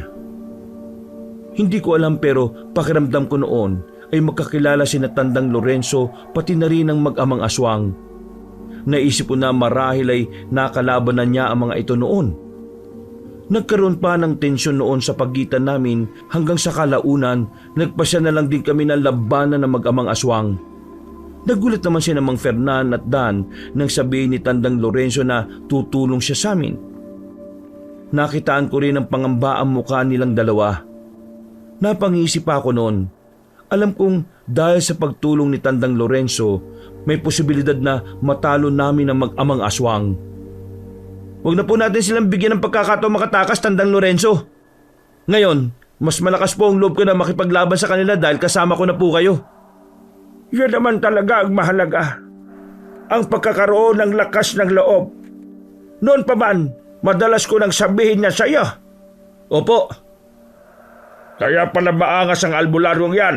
Dahil din pala sa inyo. Napangisi si Tandang Lorenzo dahil sa sinabi ni Mang Fernan. Nagulat naman ako noon sa paglapit ni Ashley. Pinagsabihan ko pa siya na huwag nang sumama sa amin sa laban pero nagmatigas ang kapatid ko. Ayon sa kanya, nais niya makaganti kay Dan dahil hindi siya makapapayag na matatalo lang siya ng isang batang aswang.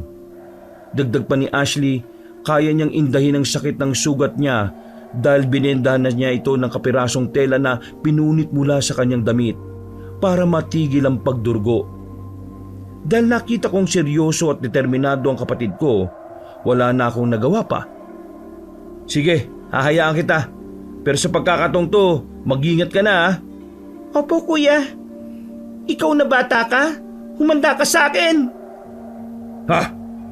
Siguraduhin mo lang na makakaganti ka, iha. At hindi ka matutuluyan ng anak ko. Wala rin naman po siyang binatbat sa akin, tay. Kayang-kaya ko po siyang tuluyan kung yun po ang gusto ninyo. Napakuyom naman ang palad niya si Ashley dahil sa sinabi ng batang aswang. Nakaramdam naman ako ng konting awa kay Dan dahil sa murang edad niya, mulat na siya sa mga nangyayaring patayan dahil sa pagiging aswang ng lahi nila. Magaling din siyang makipaglaban kaya hindi may pagkakailang likas sa kanya ang kakayahan ng isang aswang na marahil ay nilinang pa ni Mang Fernan sa pamamagitan ng pagsasanay sa bata. Sa pagkakataong yon, hindi na makapagtimpi pa ang kapatid ko at siya na ang unang sumugod. Wala rin akong nagawa kung hindi sundan siya. Alam kong galit ka, Ashley. Pero wag mo sanang pairalin ito habang nasa laban. Ikakapahamak mo lang ang bagay na yun. Huwag po kayong mabahala sa akin, kuya. Sa pagkakataong ito, hindi na po ako papayag na masaktan sa laban. Anak, alam mo na ang gagawin mo, ha? Napatungon na lang si Dan sa kanyang ama bilang tugon. Sinalubong din nila kami para labanan. Naging maingat ako noon at ganun din ang kapatid ko. Napatingin pa kami kay Tandang Lorenzo pero hindi siya umalis sa kinatatayuan niya. Hindi ko na muna siya pinansin dahil naisip ko na marahil ay pinag-aaralan pa niya ang kilos ng kalaban namin. Nagpatuloy na lang muna kami ni Ashley sa pakikipaglaban sa mag-ama ang aswang. Hindi ako nagpatalo kay Mang Fernan kahit ilang beses pa niya akong atakihin para hulihin. Napangisin na lang ako nang magawa ko siyang daplisan sa kanyang braso. Kung kanina hindi kita magawang sugatan man lang, ngayon naman ay sisiguraduhin ko mapupuruan na kita. Huwag kang puro dadat bantalang binata. Gawin mo! Bantayan mo rin ang kapatid mo dahil oras na masugatan ulit siya ng anak ko. Paniguradong hindi na siya mabubuhay pa. Lalo na't hindi kayo matutulungan ng taong inaasahan niyo. Napakuyom ako ng palad ko dahil sa inis na naramdaman ko kay Mang Fernan. Napaisip din ako na baka tama siya na hindi kami tutulungan ni Tandang Lorenzo dahil hindi pa rin umaalis o gumagalaw ang matandang lalaki sa kinatatayuan niya.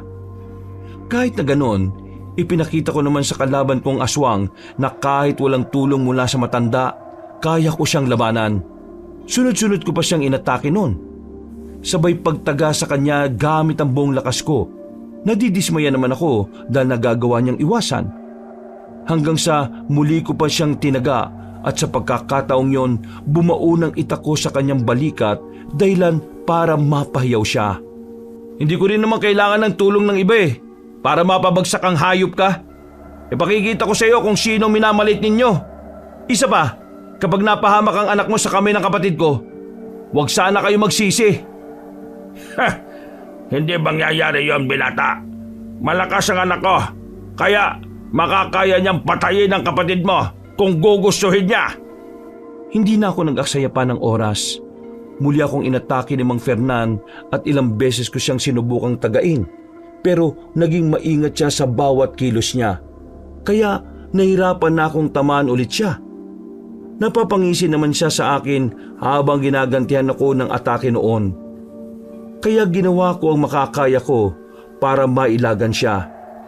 Iniisip ko na hindi ako pwedeng masugatan dahil kapag nangyari yon, baka maalangan kami ni Ashley. Napasulyap ako sa kapatid ko at ganun na lang ang tuwa ko dahil kahit papaano ay nakakasabay na siya sa mga galaw ng batang aswang at nagawa rin niyang sugatan si Dan. Bantayin niyo ang anak niyo, Mang Fernan! Baka may posibilidad na matalo siya ng kapatid ko. Huwag kang umasa sa bagay na yon dahil malabang mangyari yon. Napatingin pa si Mang Fernan kina Ashley at Dan noon na abala sa pakikipaglaban sa isa't isa. Napapansin kong seryoso naman ang kapatid ko noon kaya alam kong gusto niya makaganti sa batang aswang. Nagkaroon naman ako ng pagkakato na sunggaban si Mang Fernan. Akala kong magagawa ko siyang tamaan noon nang ambahan ko siya ng pagtaga. Pero bigo ako dahil mabilis siyang nakaiwas. Naggalit naman ako dahil doon, kaya hindi ko na siya tinigilan. Napapatras naman siya noon para hindi ko lang siya masugatan ulit.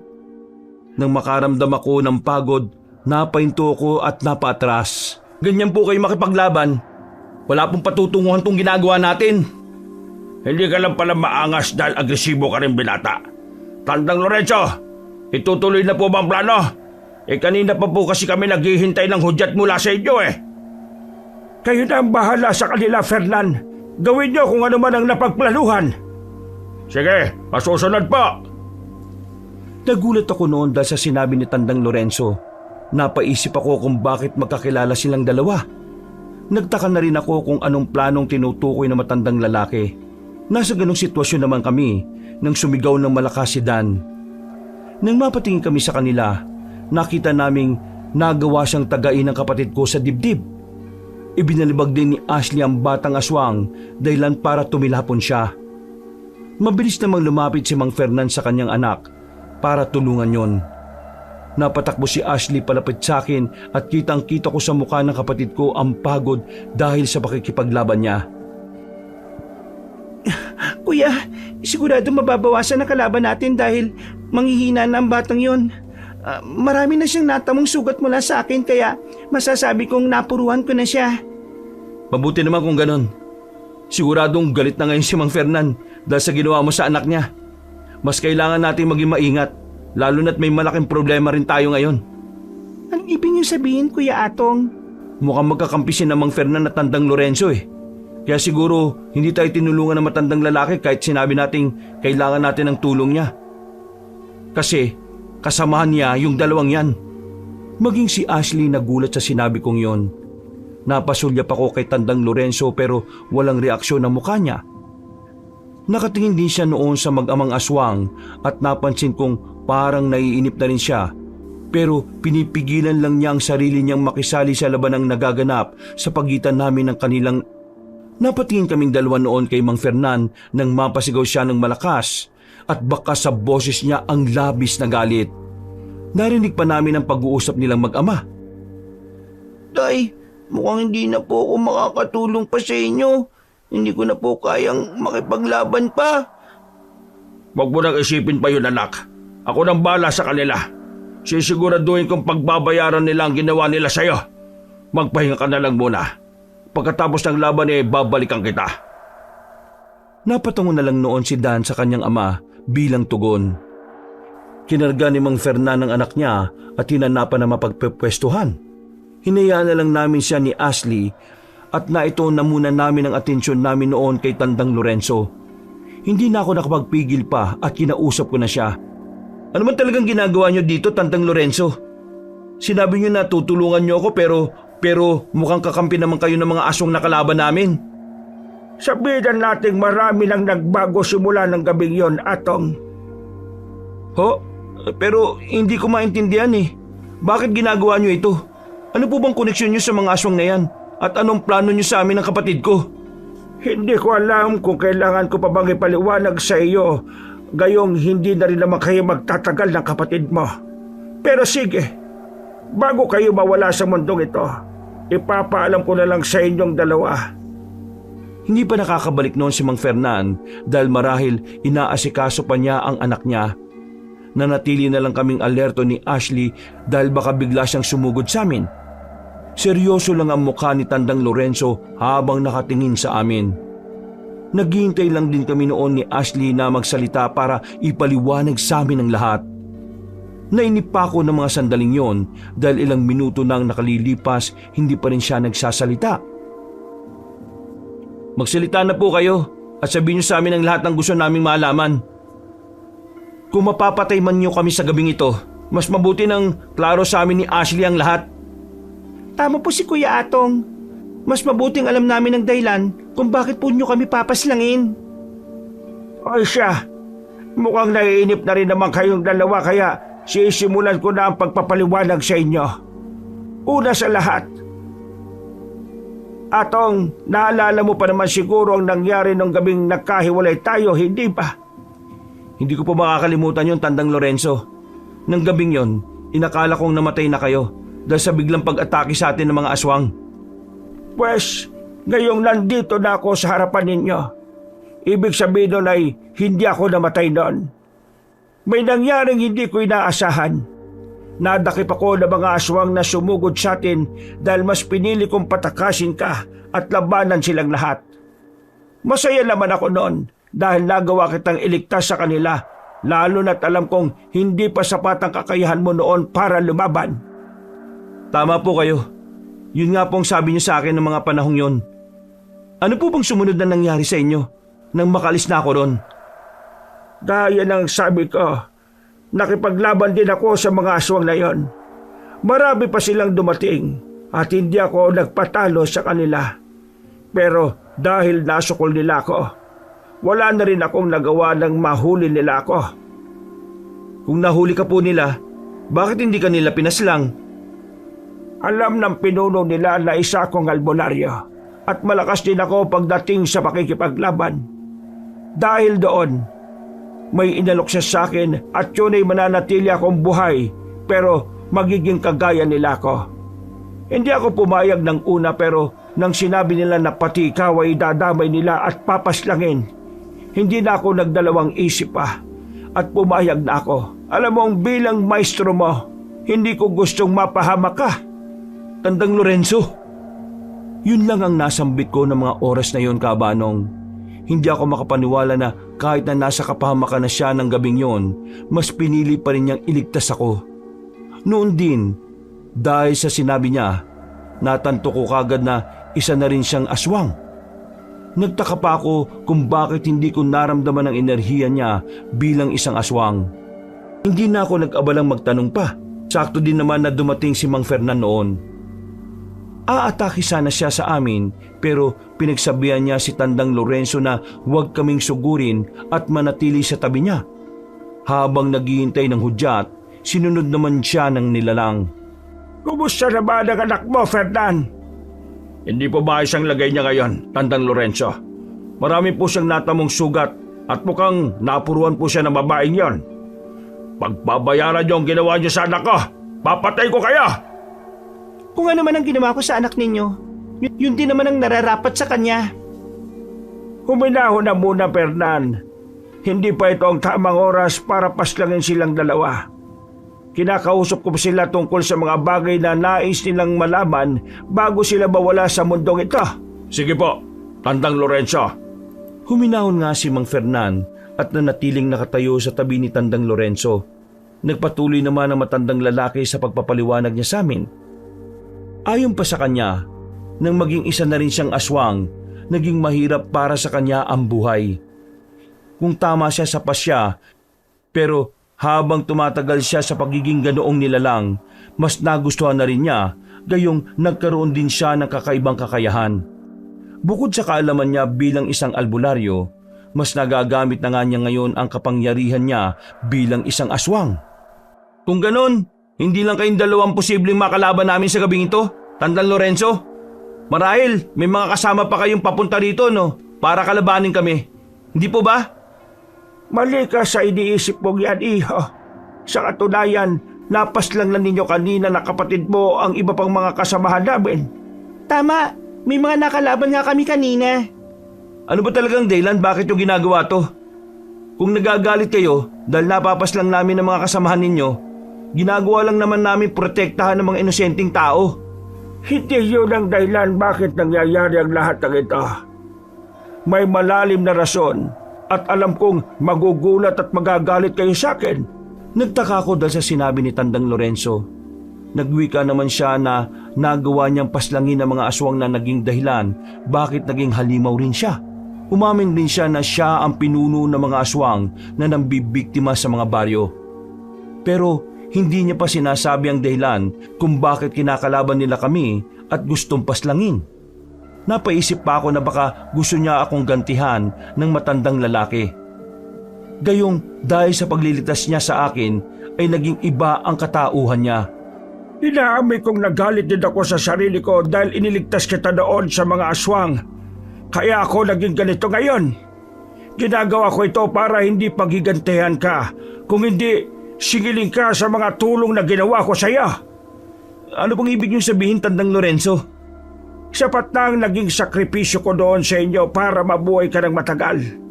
Maging isang magaling at malakas na albularyo dahil na rin sa pagtuturo ko sa inyo noon.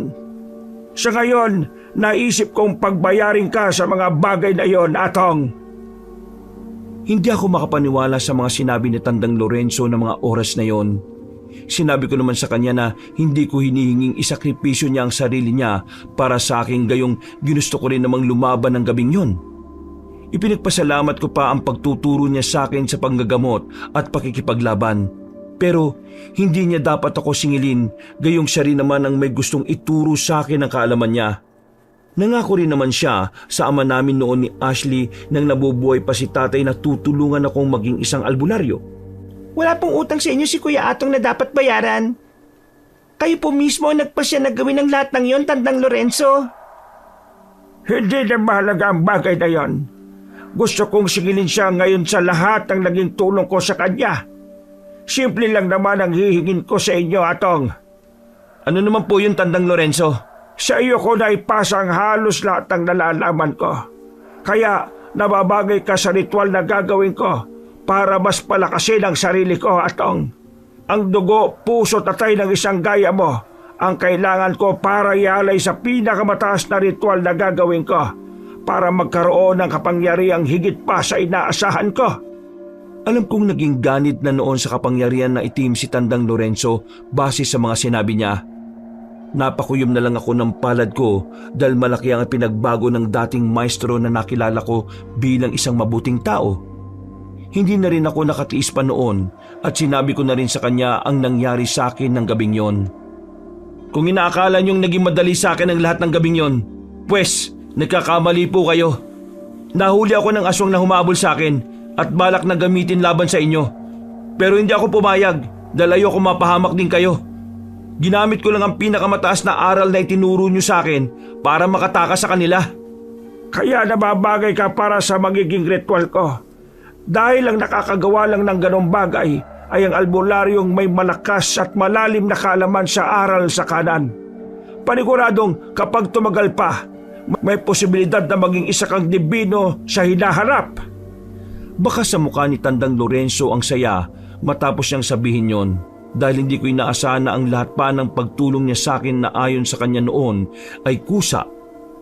Buhay ko pala ang kapalit ng mga sandaling yon. Napatingin ako kay Mang Fernan at napapangisi ang aswang. Kaya pala humingi ng tulong sa amin ng anak ninyo, Mang Fernan, para mapalapit kami sa inyo. Kaya wala rin kayo napapaslang ng mga aswang kanina dahil kasamaan pala ninyo sila. Tama ka. Hindi naman kasi totoong labanang yun Isa lang yung palabas para mahulog kayo sa patibong namin sa inyo. Naalala niyo ba yung gabing may nakita kayong bangkay, ha? Hindi mawala sa isip namin yon. Huwag niyong sabihing nandun kayo ng gabing yon at minamatyagan niyo kami ni Kuya Atong. Tama ka sa iniisip mo, Iha. Kami ni Dan ang pumaslang sa taong yon. Nandun din kami at pinapanood kayong dalawa. Hindi nga lang ninyo kami maramdaman dahil na rin sa ritual na ginagamit namin para itago ang aming enerhiya. Napakuyom ako ng palad ko noon, Kabanong. Nagpatuloy pa si Mang Fernan sa pagsasalita niya at napag-alaman namin mula sa kanya na simula ng gabing yon, minamatyagan na nila kami ni Dan. Alam nilang kami ang pumaslang sa mga kasamahan nila, kaya tinitimbrihan nila ang mga kauri nila kapag rumoronda kami sa mga baryo, kaya wala kaming nakakaingkwentrong mga aswang. Dagdag pa roon, pinapahanap kami ni Tandang Lorenzo sa kanya, kaya nang matuntun nila kami, binalak na nilang paslangin kami ng gabing yon. Mga hayop kayo! Pagbabayaran niyo mga ginawa niyo sa mga inosenteng tao at maging sa amin ang kapatid ko. Tandang Lorenzo, alam ko minsan na kitang naging maestro, pero hindi ibig sabihin nun, ibibigay ko na kung ano man ang gusto mo. Huwag kang mag-alala. Buo na rin naman ang pasya kong labanan at paslangin ka, Atong. Ikaw ang susi para magkaroon ako ng mas malakas na kapangyarihan. Magkamatayan man, sisiguraduhin kong hindi po kayo magtatagumpay. Isinumpa ko yon, kaya napatawa na lang ng malakas sa matandang lalaki. Noon din, sinabi niya sa akin na pahihirapan din kami ni Mang Fernan sa labanan dahil gaya ko, siya rin ang nagturo sa mag-ama kung paano ang makipaglaban. Dagdag pa roon, may alam din sa mga orasyon ng mag-ama.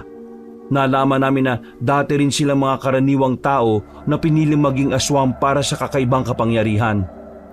Kuya, kung totoo pong sinasabi nila, kailangan po natin maging maingat sa pakikipaglaban sa kanila. Tama ka, Ashley. Pero huwag mong pipilitin ng husto ang sarili mo, ha.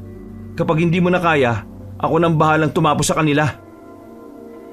Ngayong nasabi ko na sa inyo ang lahat, sa pagkakataong ito'y pwede na nating ituloy ang naudlot na labanan.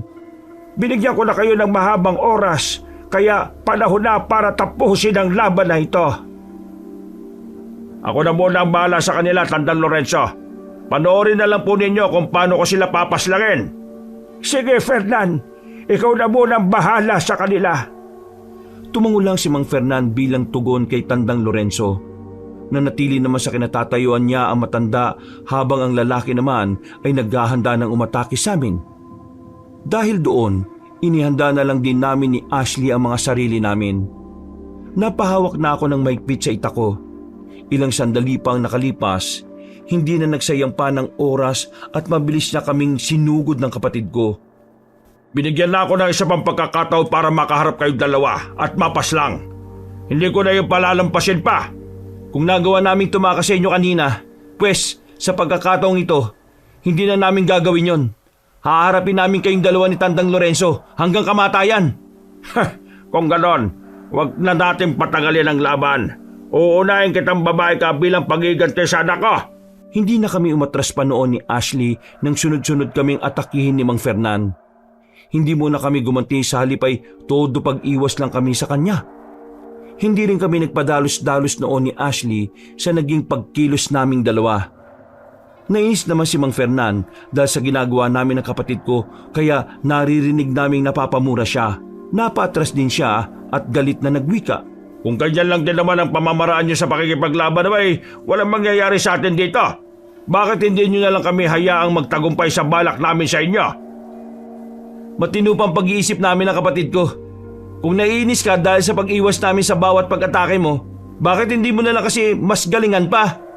Kahit alam kong dehado na kayo ng kapatid mo, hindi pa rin nababawasan niyang kaangasan mo. Oras na mapaslang ko ang kapatid mo, baka sakaling mawala yan. Napangisin na lang ako noon dahil hindi na may tatago pa ni Mang Fernan ng inis niya. Pinagsabihan pa niya kami ni Ashley dahil hinahamon naman siyang mas galingan niya. Pagbibigyan niya kaming dalawa. Muli niya kaming sinugod noon. Sumenyas naman ako sa kapatid ko at sa halip na umatras kaming dalawa ni Ashley, nagpasya na kaming harapin ang labanang yon. Napangisip pa siya at nagwika na mas mapapadali para sa kanya na paslangin kami ng kapatid ko. Hinayaan lang namin siya at mas piniling ituon ang atensyon namin sa laban at kung paano namin siya matatalo. Ashley, tayo na! Sa pagkakataong to, hindi na tayo aatras o iiwas pa. Ipakita natin sa aswang na yan kung ano ang kaya nating gawin. Sige, Kuya Atong. Umanda kayo! Tapos na kayo sa akin! Sinunggaban kami ni Mang Fernan kaya sinalubong namin siya. Sabay kami ni Ashley sa pagtaga sa kanya. Dahil magkabila ang direksyon kami, hindi na nakaiwas pa sa amin ang lalaking aswang. Parehong bumaon sa tagiliran niya ang mga itak na hawak namin. Sa pagkakataong yon, at dahil alam kong posibleng nangihina na siya at hindi na makakagawa pa ng orasyon, umusal ako ng dasal na alam kong para hindi na siya makagalaw pa. Hinugot namin ang mga itak sa tagiliran niya. Hinayaan naman ako ng kapatid ko na paslangin si Mang Fernan. Hindi na ako nagdalawang isip at buong lakas ko siyang tinaga sa kanyang leeg na naging dahilan para matumba siya ng walang buhay. Nagkamali kayo ng mga taong minaliit niyo, Mang Fernan. Ngayon, Tandang Lorenzo, kung gusto pa ninyo kaming labanan, huwag na po nating aksayin ng oras. Tapusin na po kagad natin to. Tama nga si Fernan. Kahit na anong sitwasyon, hindi nawawala ang pagiging maangas mo, Atong. Sige, hindi ko rin naman gustong humaba pa ang laban sa pagitan natin kaya pagbibigyan kita. Tatapusin kagad natin ito. Pagkatapos sabihin ni Tandang Lorenzo yon, mabilis niya kaming sinugod. Una niyang pinuntirya ang kapatid ko na noon ay malakas niyang sinuntok sa tiyan kung saan naroroon ang sugat ni Ashley. Napahiyaw na malakas ang kapatid ko dahil sa ginawa niya. Hindi naman ako nagdalawang isip na tagain ang likuran ni Tandang Lorenzo. Napahiyaw din siya nang bumao ng itak na hawak ko. Mabilis ko rin siyang sinakyan at sinakal na malakas. Binitiwan niya si Ashley at itinuon niya ang pansin sa akin. Ibinalibag niya ako kaya nabuwal ako sa lupa. Sumugod agad siya sa akin pero bago pa man siya nakalapit, nagawa ko siyang sipain ng malakas dahilan para tumilapon siya. Kailangan kong puntahan si Ashley. Hindi pwede mapahamak ng tuluyan ng kapatid ko. Kuya! Nang makalapit ako kay Ashley, agad ko siyang tinulungan. Pero nang makita kong papalapit sa amin si Tandang Lorenzo, mas pinili kong iwan muna siya. Kinuha ko na lang ang itak niya at sinalubong ang matandang lalaki na noon ay nasa anyong aswang na. Dalawa na ang hawak kong itak ng mga oras na yon, kaya mas lumakas ang loob kong labanan siya. Ako ang magtatagumpay sa ating dalawa. Ngayon pinagsisisihan ko na tinuruan pa kita sa mga bagay na alam ko. Kaya para walang sagabal sa akin, papatayin kita. Hindi mo na mababawi pa kung ano man ang naituro mo sa akin. Huwag kayong mag-alala.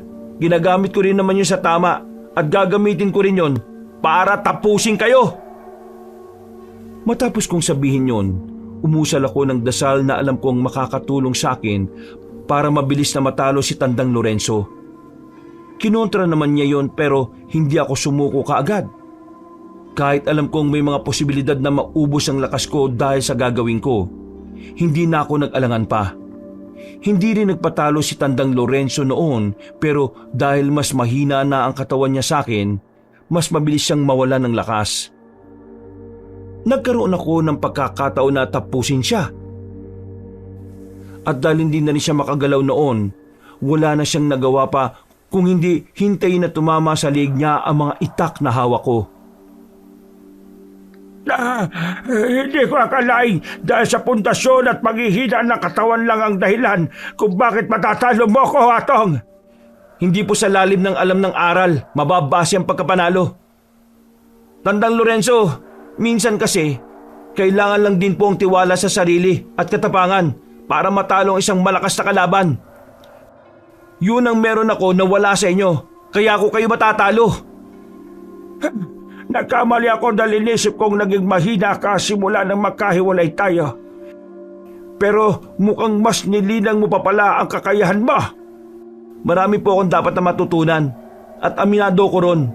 Pero ngayon, swerte ko na lang dahil mas umayon ng tadhana sa akin na matalo ko kayo.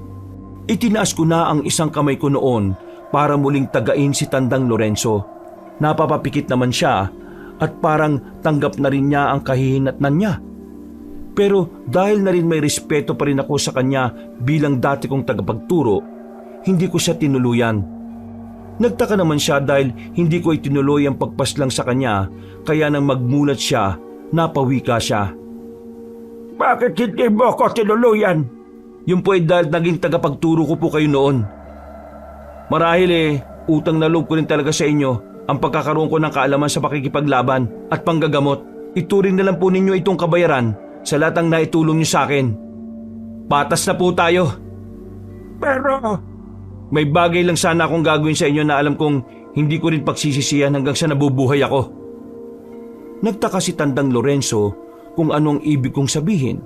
Wala na siyang nagawa nang simulang kong iusa ng isang pinakamalakas na orasyon na magpapawalang bisa sa kanyang kakayahan bilang isang dating albularyo.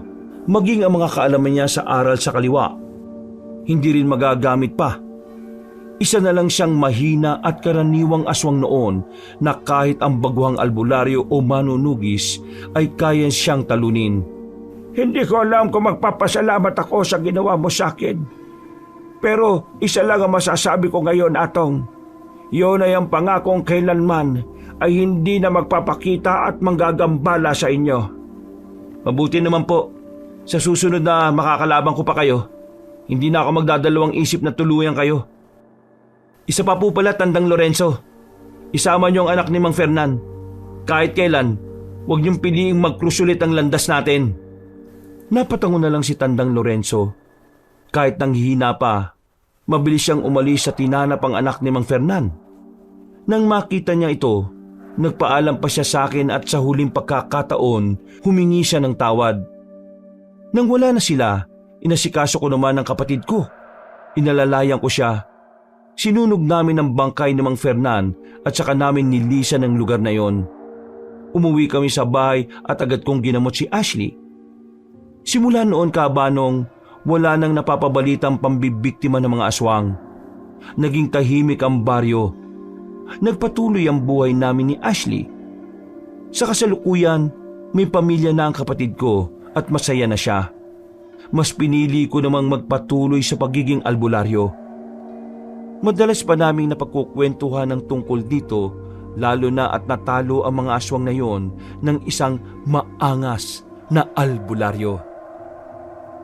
Wakas,